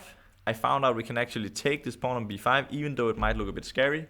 White is better here in most all lines. Okay, so let's say now black plays another move here, queen to c7. I found this move a bit annoying. Black steps out of the problems. Here I found that the best way to play is to move queen to d1, trying to reroute the queen to h5 later in the stage. For example, here if black takes now on e5, pawn takes, knight to d7, we can play the move rook to e3. And now if let's say black plays g6, we play rook e1. If black plays b5, we play a3. And if he at some points takes on e5, we take on h7. King takes a7 and play queen h5. King g8 and play rook takes e5. Trying to put some pressure on the black king eventually with the rooks and queen. If black continues here with a5, we can play the move rook f to e1. And now I just want to show you a fun sample line. If black plays knight to c5, bishop to c2, b4, a takes b4, a takes b4, c takes b4, rook takes b4. It's a mistake. Try to find out. If you want, you can pause the video right now. Try to figure out why is rook takes b4 a mistake. If not, I'm gonna show you now to you. The move here is to play the move bishop takes h7. King takes h7, queen h5 check, king g8, rook h3. The king is in a lot of trouble. But black has a miraculous defense. At least it looks like. Because black can play the move f5. And then white should take. So the idea is now the king can escape here on the f7 square. White can take. If black takes with the g-pawn, we can take, give a check. King f7. Queen h7 check. And take the queen next move. If, however, black takes with the rook on f6, we can play queen h8 check, king f7, and play the move rook to g3. And there is no way for black to stop rook takes g7 in a good way. If he moves the g-pawn, queen h7 check, taking this queen on c7 with a winning position. If he plays the move rook g6, here comes the key move.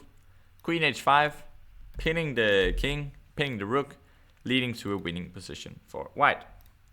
This was a sample line, but I just want to show you what can sometimes happen in these positions because white can get a kingside attack. So this was if knight takes e5, then d takes e5. And let's now see what happens if black plays the move b5. After this, I recommend the move rook to e3, a typical way of attacking with the rook. Black plays the move b4, continues the minority attack. This case actually white can take this pawn. This is pretty untypical, but here because we have some attacking ideas we can do it. So after knight takes, it's very risky for black to take here because we can play moves, for example, like queen c2, and this pin on the queen is a very big problem for black. So let's say black plays knight takes b4. We can put the bishop on b1, defending the pawn and keeping an eye on the black king side. Let's say black now plays the move rook f to c8. White can play the move rook c3. Queen goes to d6.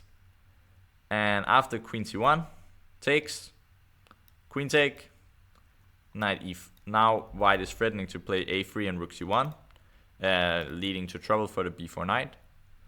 Black can try to play knight e4, because if we take this knight, we of course do not do it, but if we do it, he is left with this really lovely d5 square. Instead we play the move queen to e3, and at some point we can kick away this knight with f3 and also look to play a3 and b4. In general, white still is slightly better here. Also, maybe we can even take this knight at some point. Okay, so that was looking at the move bishop takes f3 and rook b8. Then we'll play knight e5, and after queen c7 we can play queen d1. Alright. So now we have looked at the line after bishop takes f3. So let's now get back.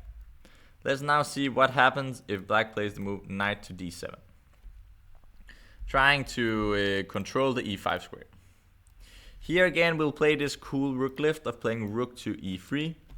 At some point perhaps playing rook here, but also just at some point being able to swing the rook over. Let's say black plays a move like bishop h5. Again we'll play our lovely prophylactic move of playing pawn to a3. Let's say he plays bishop g6. We'll take the bishop. Pawn takes g6 and playing rook f to e1.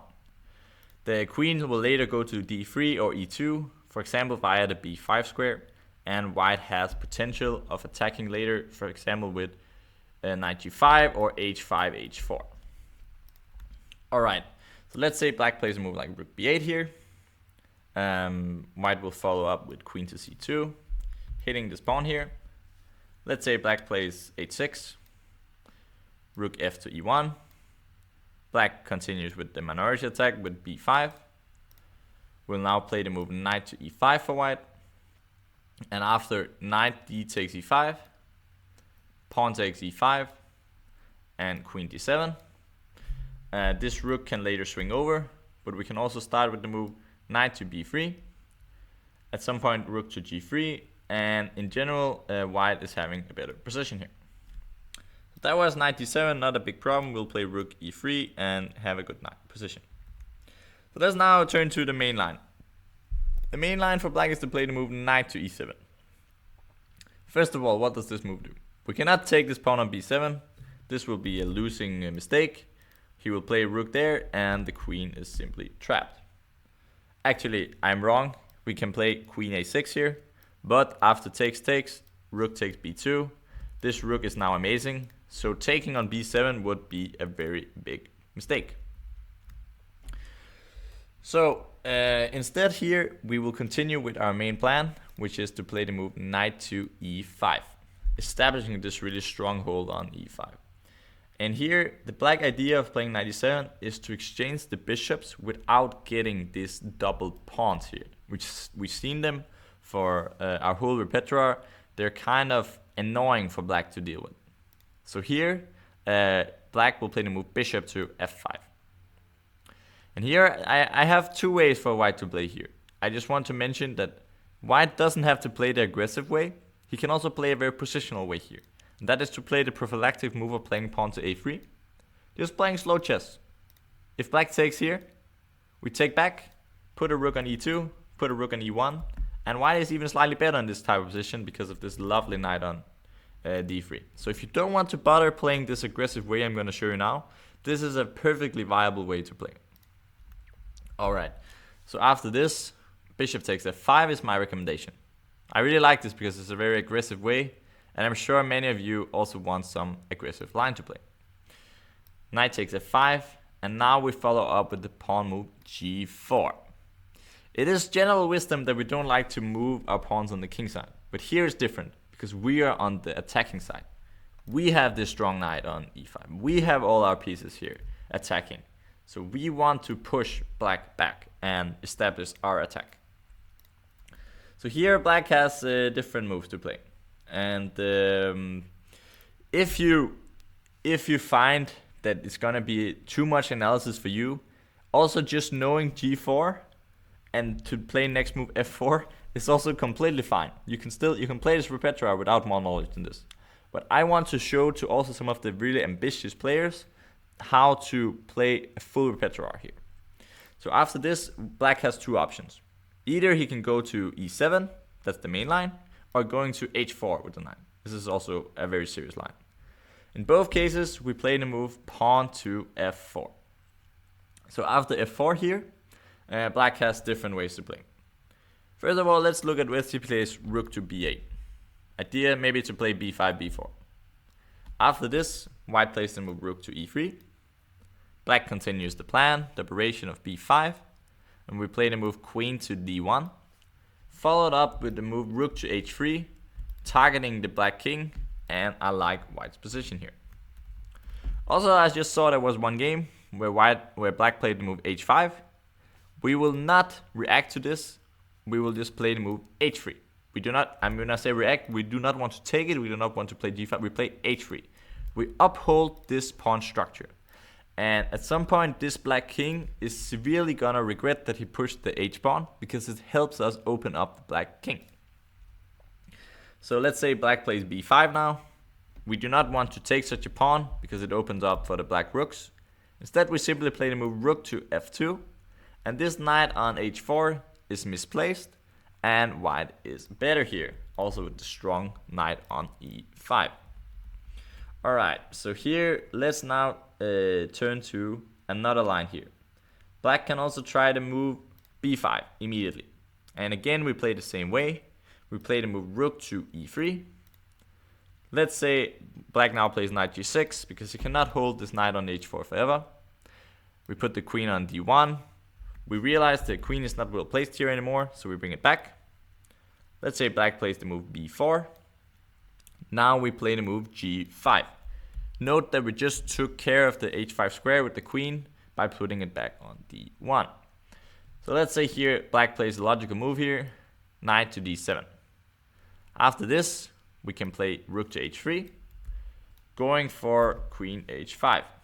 For example, now if black takes on c3, it does not work because after queen h5, white has a winning attack here.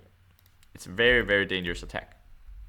Alright, so let's say instead that black plays the move rook f to b8. So he also sometimes has this square to defend with. After this, we'll play this move c4. And this might look a bit like a weakening move, but we just want to stop this rook on b8 from getting into the game.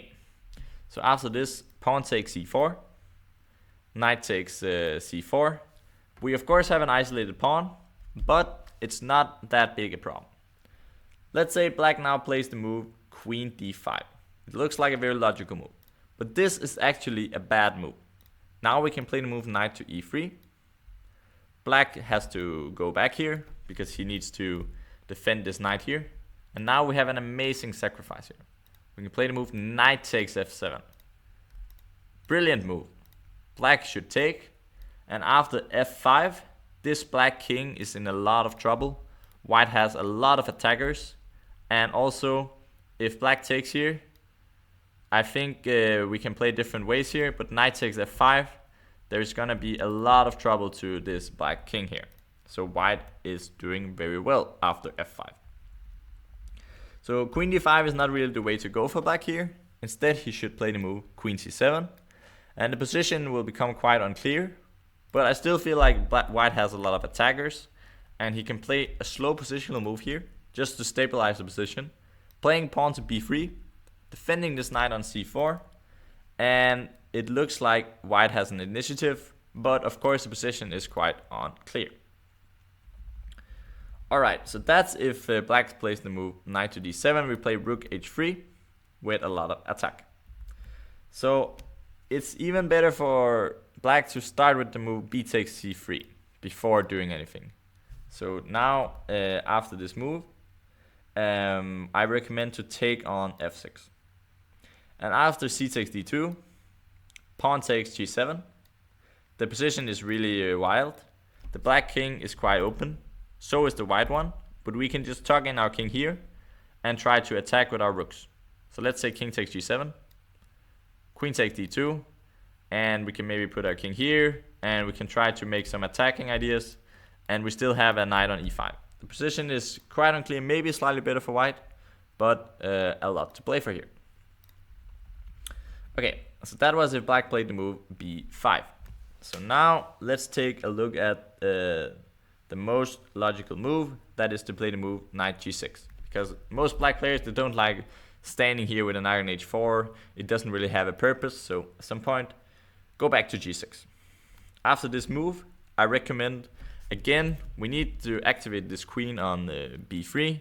It is misplaced, so we put it back on the d1 square.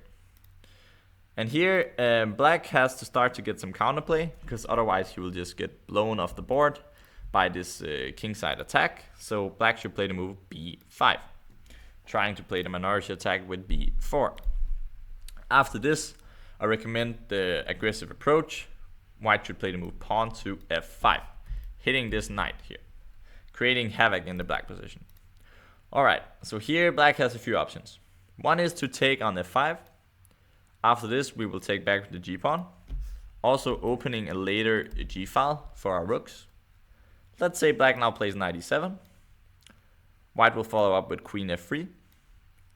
Let's say black plays g6. Now we can play the move queen g3. And in general, black is under quite some pressure here in this position. And even though there are a lot to play for, white is much better here. If black instead plays the move knight takes e5, we can play d takes e5, forking the queen and knight. But black has one move. He can play queen c5 check, and I have to move the king h1. And also the black king is in a lot of trouble now. The right rooks will go to the g file, and white is better here.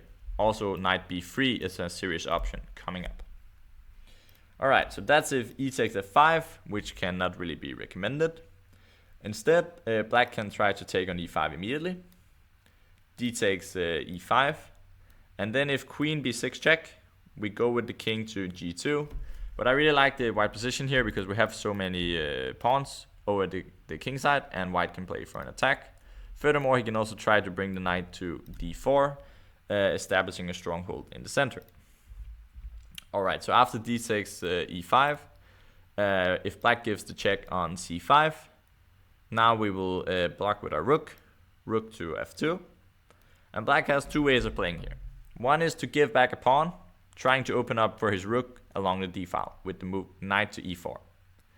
We will take this knight, only move, pawn takes, and now instead of taking back immediately, allowing black to try to get some counterplay, we will play the move queen to d4, offering a trade of queens. And if black accepts, this pawn on e4 will be dropped, resulting in a rook endgame with a pawn up. Alright, so let's say after rook f2, black plays the other move, which is the move knight to d7. White can follow up with the move knight to f3. And the position is between slightly better or equal. but it's still a lot to play for here.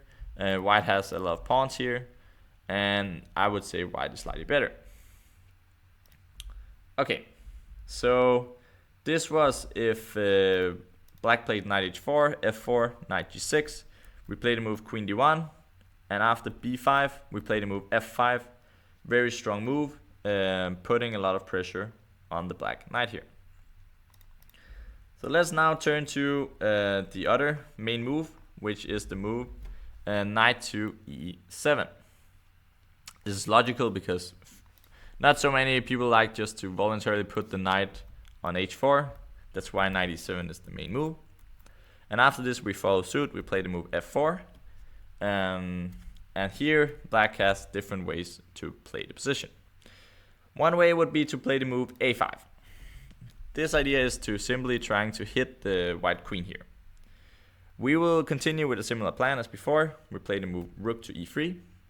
And after a4, queen to c2. We're now threatening to play the move a3. If we can get in a3, we can block the queen side completely, and white is much better. So that's why black has to be fast and play the move a3. And now after b3, at least black has the target of the c3 pawn, even though currently it's well protected by the rook on e3. If black plays a move like b5, we will continue with the move rook h3, putting a lot of pressure on the black king side. If black, however, plays the move rook fc8 and trying to put pressure here, we will still continue with the same plan. Rook goes to h3, and after this, let's say black now plays knight g6. We'll play the move g5, kicking away this knight from the f6 square. If the knight goes to d7, we'll play the move knight d to f3, helping out the knight on e5. Note that if you take here this pawn, this does not work because the h7 pawn is hanging here with check, leading to a deadly attack. So that's if knight d7 we play this move. The position, I think white has initiative here, but it's still quite unclear.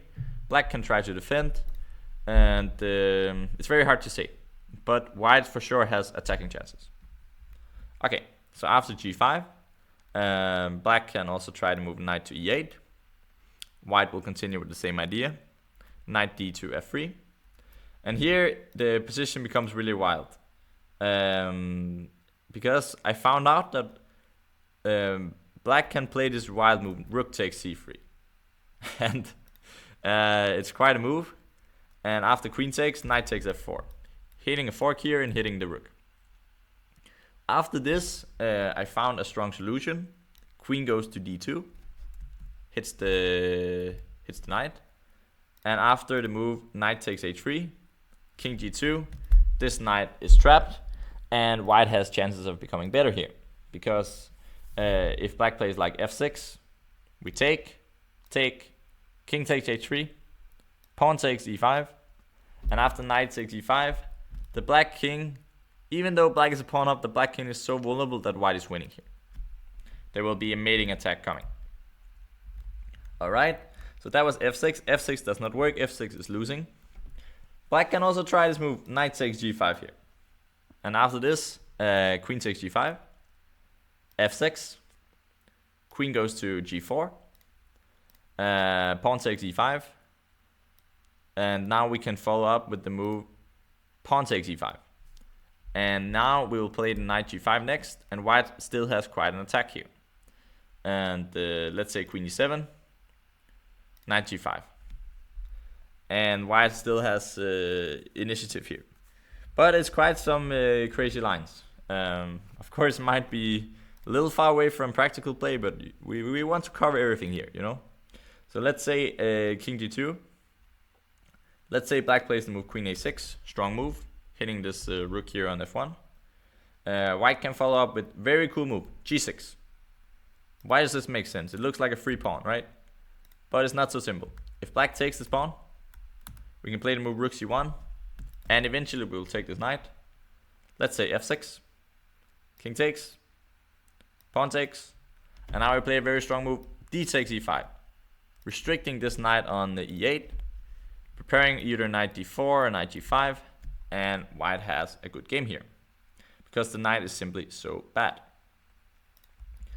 However, if black plays the move f6 here, after the move g takes h7, the knight is still in trouble, and the black king is quite open. So the position is quite unclear, but I would take white here.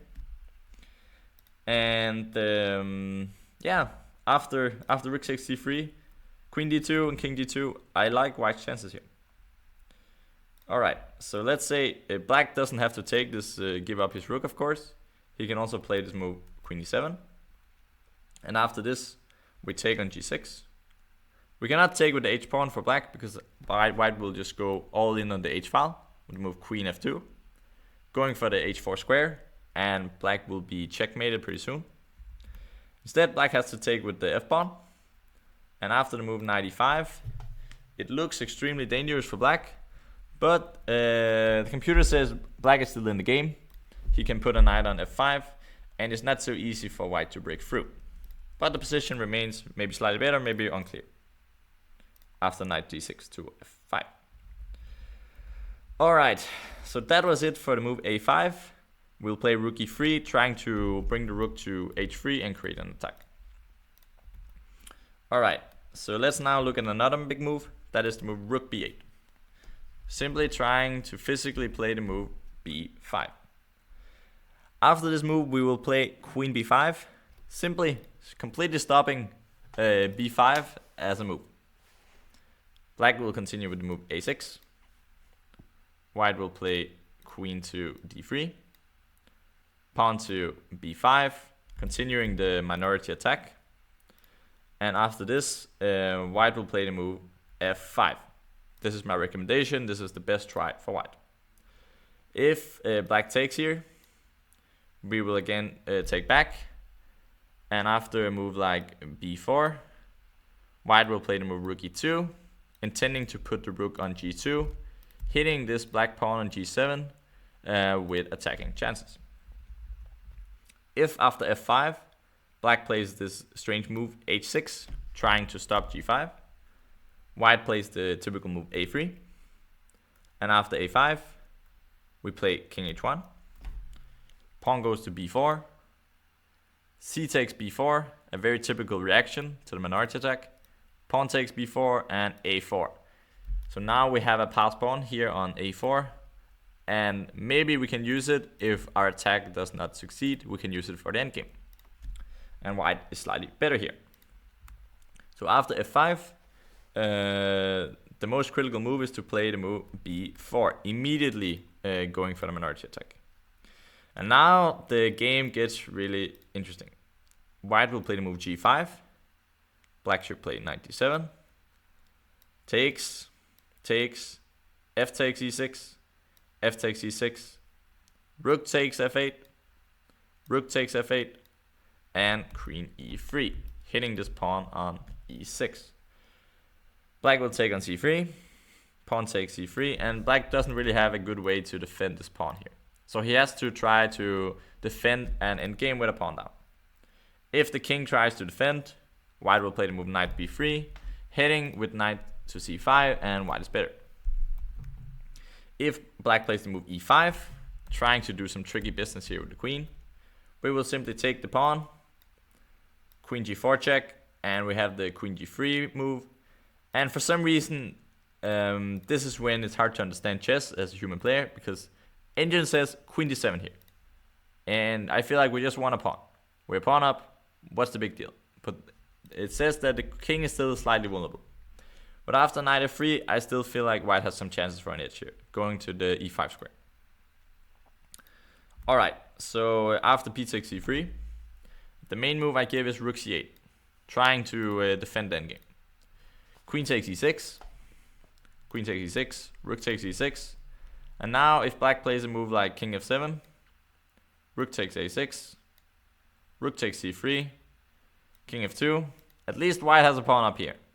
And maybe an engine will hold the game, but still in human play you can still have chances to win.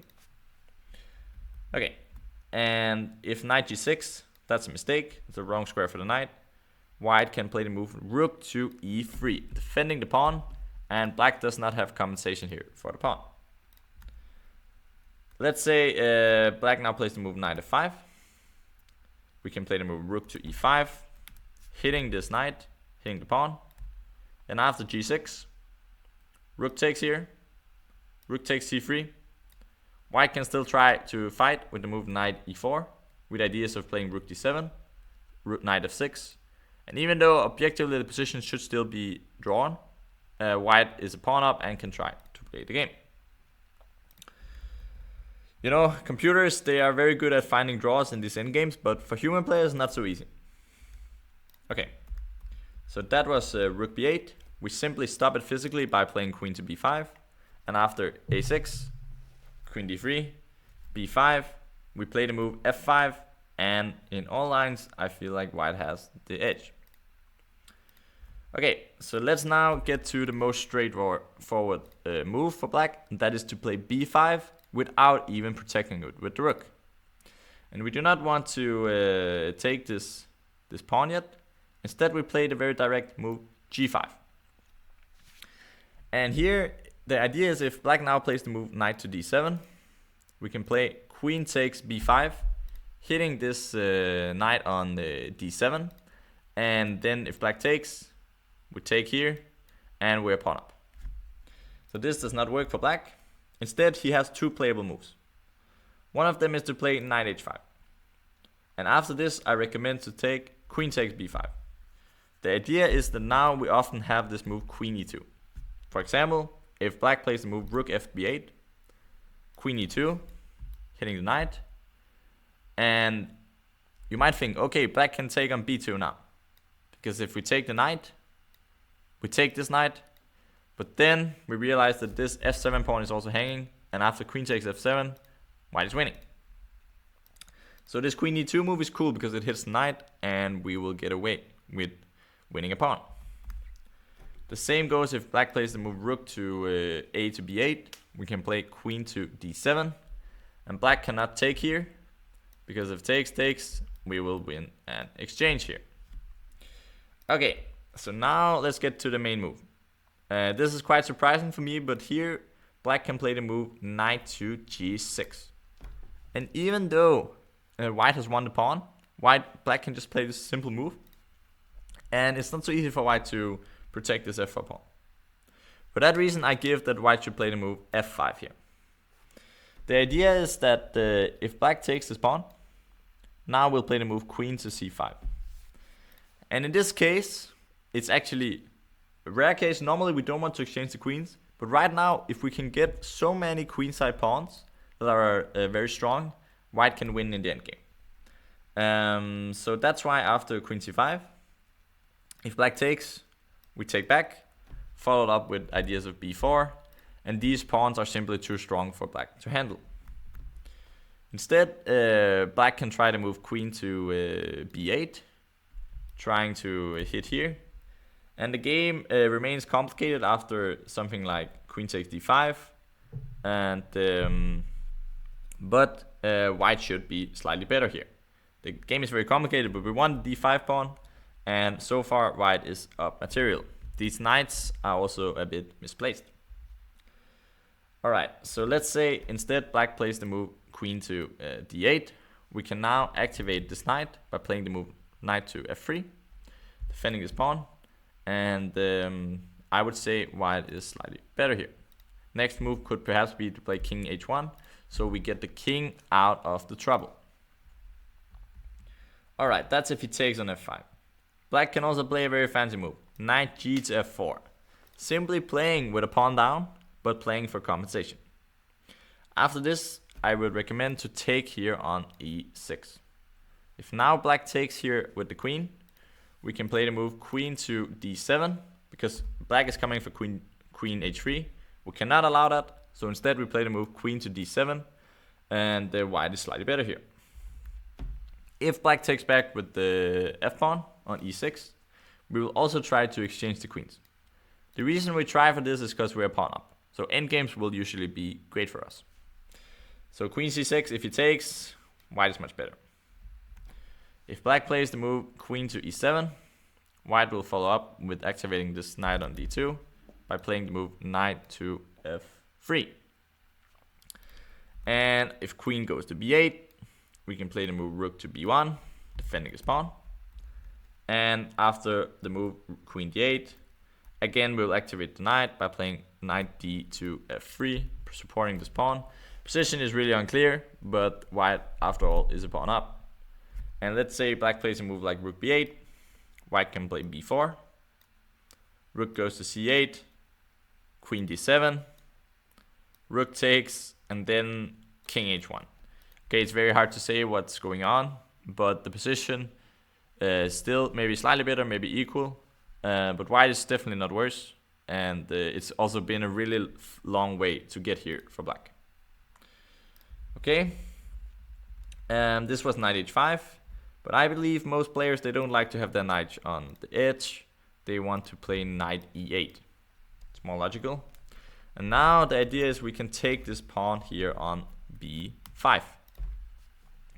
Because if now, usually black wants to play rook to b8 to win back this pawn on b2. White has some very concrete ideas here. White plays the move queen a4. This line, by the way, is really vital for the whole line, so you should try to check out this one.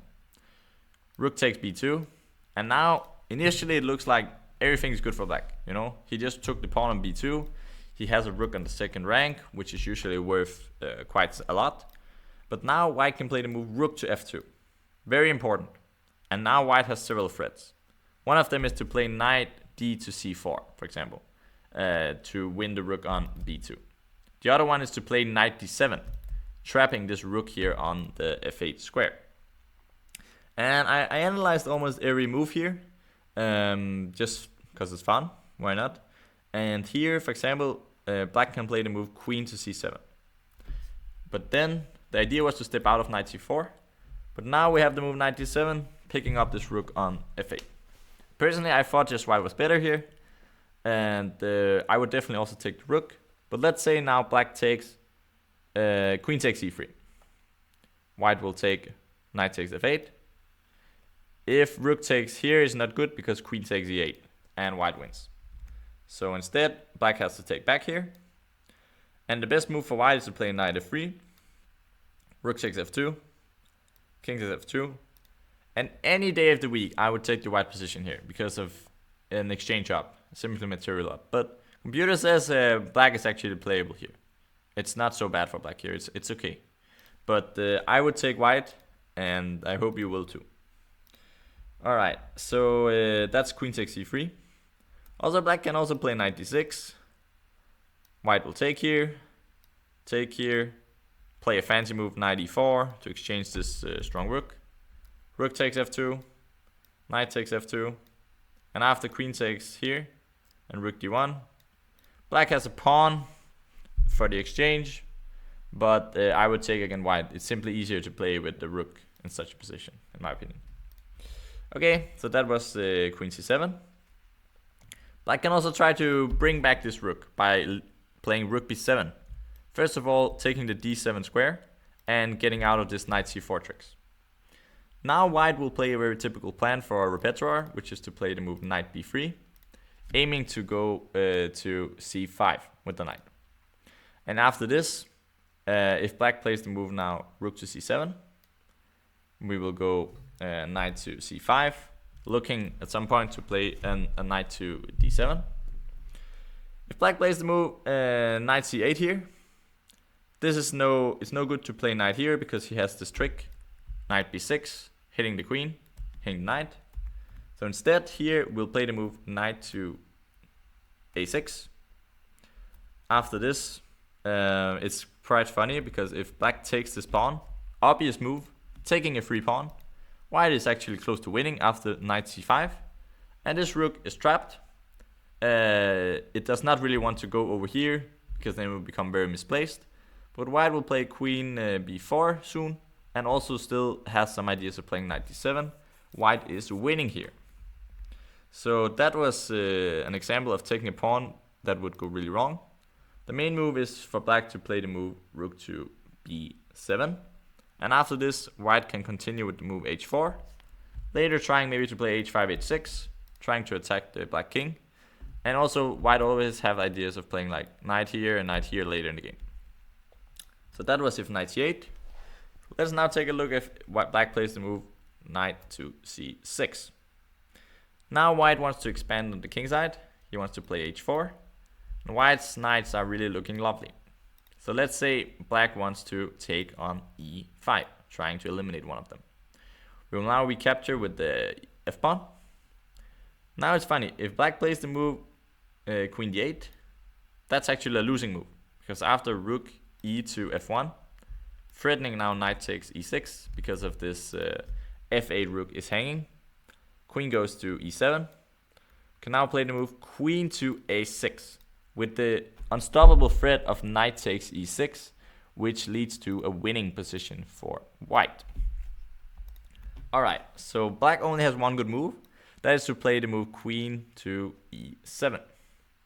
The idea is that black wants to try to open up the king side here, because if he doesn't do anything, white is simply dominating the game. So let's say now white actually has to go for the b file.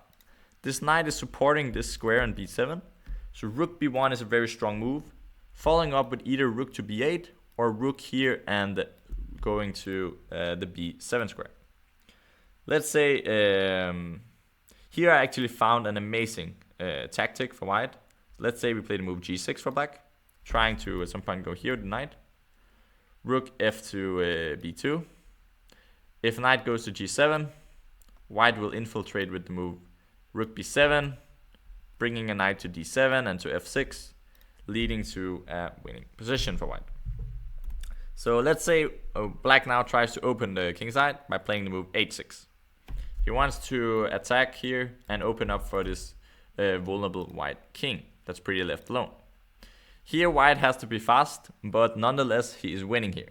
He has to play the move rook to b7. And after the move h takes g5, white has this amazing move here. Queen to d7. Sacrificing the queen for now, but leading to a winning position. If black takes with the queen on d7, white will take knight takes d7, and he will eventually win the rook, and he will be an exchange up for the endgame, which will be a winning position.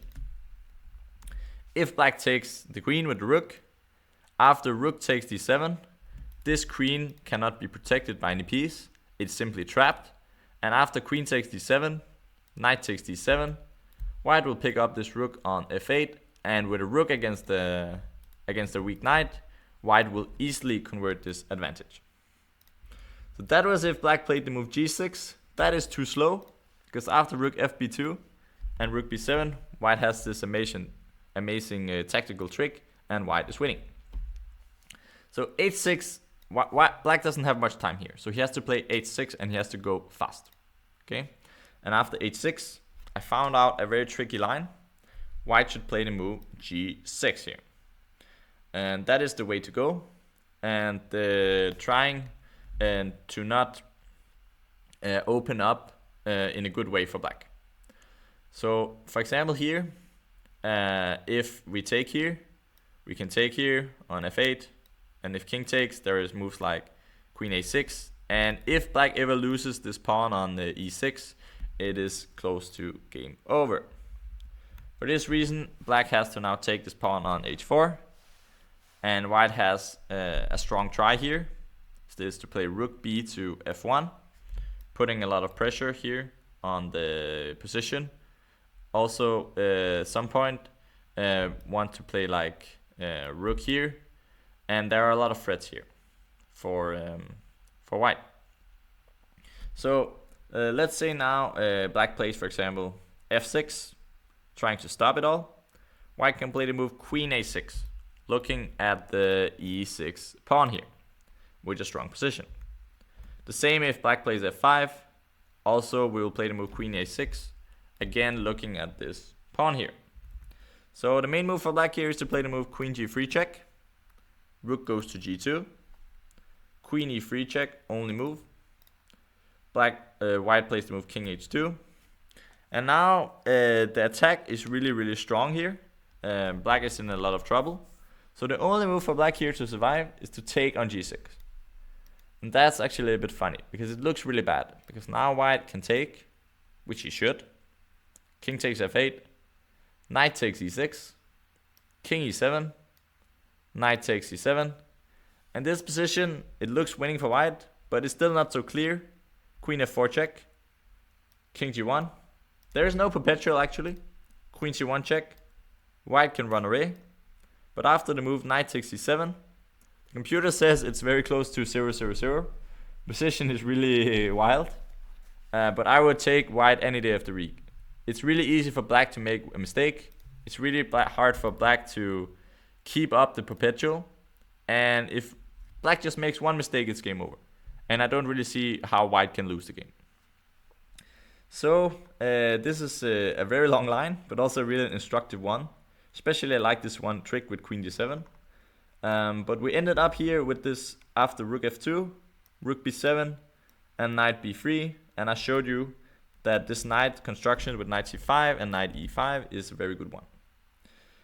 Alright, that was a lot of lines. Let's now turn to what happens if black plays not rook b7, but rook b6. Also a very logical move. Idea is if knight d7, mistake, now black can play rook a6, hitting the queen. And yeah, if queen goes here, knight goes to c7, for example. And white cannot keep on the protection of the d7 knight. Okay, so this is rook b6. After this, again the same idea, we play the knight to b3. We're looking for the c5 squares. If black plays a normal looking move, knight f5, we can play knight c5. And the knight is simply going to d7 and white is winning here. If black plays a move like rook a6, again we have an idea of playing queen d7, which is a poisoned queen, because if you take it, this rook here on f8 will be trapped. Alright, so after knight to b3, the main move for black is to play knight to c7, trying to untrap this rook so it will not get into trouble. White will put the knight here on c5, and still looking at some ideas like this. Black can play the move rook c8, and white will now play the move knight e d7. After this, natural move could be rook b5, and white will slowly increase his advantage by playing move h4, trying to play for a kingside attack. The queen will later go back to the kingside with queen d1, maybe queen g4, and just playing h5 h6 or h5 g6, trying at some point to open up the black kingside. And all of the black pieces are kind of stuck here on the other side. So white has great chances for an attack to succeed. Alright, now we looked at a lot of lines, but this, what I want to show here was just that if black played b5, which is very natural way for many players, we play g5, and after knight e8, we take the pawn, we give the b2 pawn, and we play rook f2. And because white has many tricks here, white has good chances of getting a better position. Alright, so that was looking at the queen d7, a very serious line. Knight d2, we put the knight on f3, and after e6, knight f3, bishop d6. Many of you players, you can also just know that you have to take castle, bring the rook to e1, put the knight on e5, and we have a great start to the game. Alright, so now we have checked out the move knight c6, after which we'll play c3, and we checked every single line there. And I believe that this is, in general, white has good chances of getting an advantage, and also has fairly simple ways of playing the game without too much risk there. Let's now check off what happens if black just plays the move knight f6. Some players, they avoid playing knight c6, although I believe that this is clearly the main move. Let's play knight f6.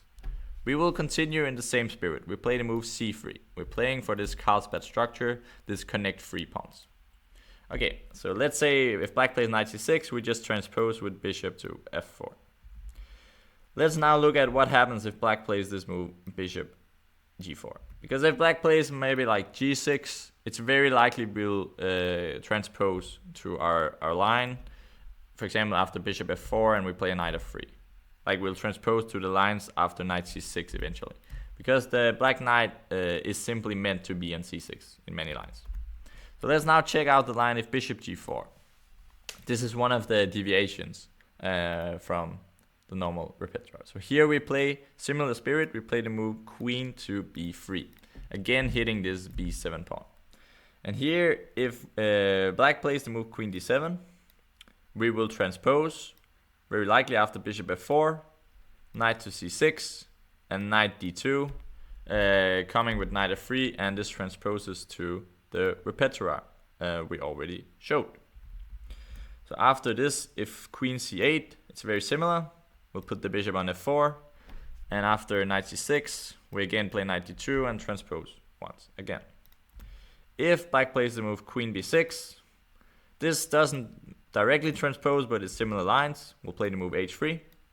If black plays the move bishop to h5, we'll play the move bishop f4. Again, the same easy setup. Knight d2, knight g to f3, easy life.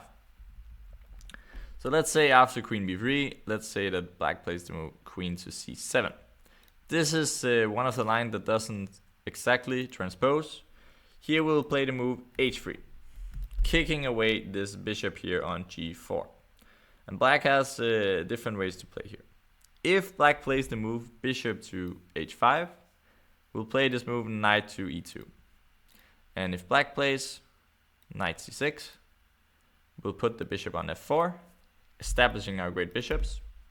Let's say black plays the move queen d7, follow up with knight to d2, and white is slightly better here. If black takes here on e2, some black players, they just like to get rid of the bishop. We can of course take back here and we're slightly better, but I found white has an amazing move here, played by Wesley So, among others. Bishop f4 here. It looks like losing, right? We just lost a piece. But if he takes this bishop with the queen, I mean, of course, if he moves the queen, we will just take back, and we got this great bishop here. But if he takes this bishop, we are 2 pieces down. We can take queen takes b7 with a mating threat of queen c8. And also, the black king is in trouble here. Also, the rook is in trouble, and white is actually much better here. For example, if he ever plays queen c1 check, king takes e2, and the rook is lost. Sorry, the rook is lost, but black will be checkmated. Okay, so after queen takes b7, white is much better. For example, if black plays the e6, trying to get some luft for the king, we can play king takes e2, and the rook is still hanging, and white can also develop for now, and white is much better here. So that's an amazing move. If you don't want to bother with such craziness, even though it's winning, you can also play the move bishop takes e2. Also slight advantage because you have the bishop pair. Okay, so after bishop h5, we play knight e2, leading us to a slightly better position. Black can also try to play the move bishop d7, trying to play like knight c6, sometimes e5 ideas. We play knight f3. If black plays knight c6, we will castle. He cannot really play e5 now because he will get into a nasty pin here after rook to e1. And black cannot really survive like this. So let's say after knight c6, black plays the move castles. Sorry, white castles, black plays e6. White plays the typical move rook to e1, controlling the square on e5. Black plays the move bishop d6. And after this, white should play a very cool move here. We realize that this queen is not well placed here on b3. It's not actually doing too much. So we bring it back, we play queen d1, going for the optimal square of e2, followed by our great maneuver of playing knight to e5, establishing a strong knight over there on the outpost. Alright, so that's if black plays knight c6, we castle, e6, rook e1, and we bring back the queen to e2, going for the knight e5 idea. Alright, if black starts with e6 and castles the king, bishop d6, we again play rook e1. And now if black plays knight c6, we play the same idea. We play queen d1, queen e2, knight e5. But I found a strong setup here for black actually, which almost equalizes. Probably white is still slightly better. Black can play the move bishop c6, realizing that this bishop is actually quite well placed. After the move knight a3, black plays a6, white plays knight e5, And after the move knight d7, white can play this move bishop f4. This position is close to equal, but I would still slightly prefer white here. The only problem white has is this slightly misplayed knight, but he had to put it here because he needed to support this knight on e5 with the bishop. We do not want to play moves like, for example, f4, because we leave this e4 square vulnerable for a black knight later in the game. Alright, so that's it. If he plays like knight f6, c3, bishop g4, we play simply queen b3, and many of the lines transposes. Queen c8, bishop f4 will transpose, queen d7, bishop f4 will transpose, and queen b6 we're never scared of. Let's say he plays queen to c7, played h3, bishop h5, knight e2, going for bishop f4. If he takes, we can even play bishop f4 here. And if he doesn't take, we play bishop f4 anyways. And yeah, after bishop going back here, we play knight f3. We play typically with our rook e1 idea. Knight c6, queen d1, queen e2, and knight going to e5. And bishop c6, we play knight a3, knight e5, and bishop f4. And yeah, that's basically it for my repertoire. So I wanted to give an easy way to face the Caro-Kann. And after e takes d5, the only way for black to avoid it is to take with the queen. But this is not really what you want with black playing the Scandinavian. For example, you can play knight c3 here for white. You can also play c4. White is doing well here. So you will always reach this pawn position after c takes d5 and bishop d3. And now you can play the repertoire. You can check it out also on Lichess. And yeah, I hope you enjoyed it. It took me maybe 20 hours to find all the best lines, and also to make it somewhat structured. But enjoy and subscribe if you want to see more content like this. Thank you. Cheers.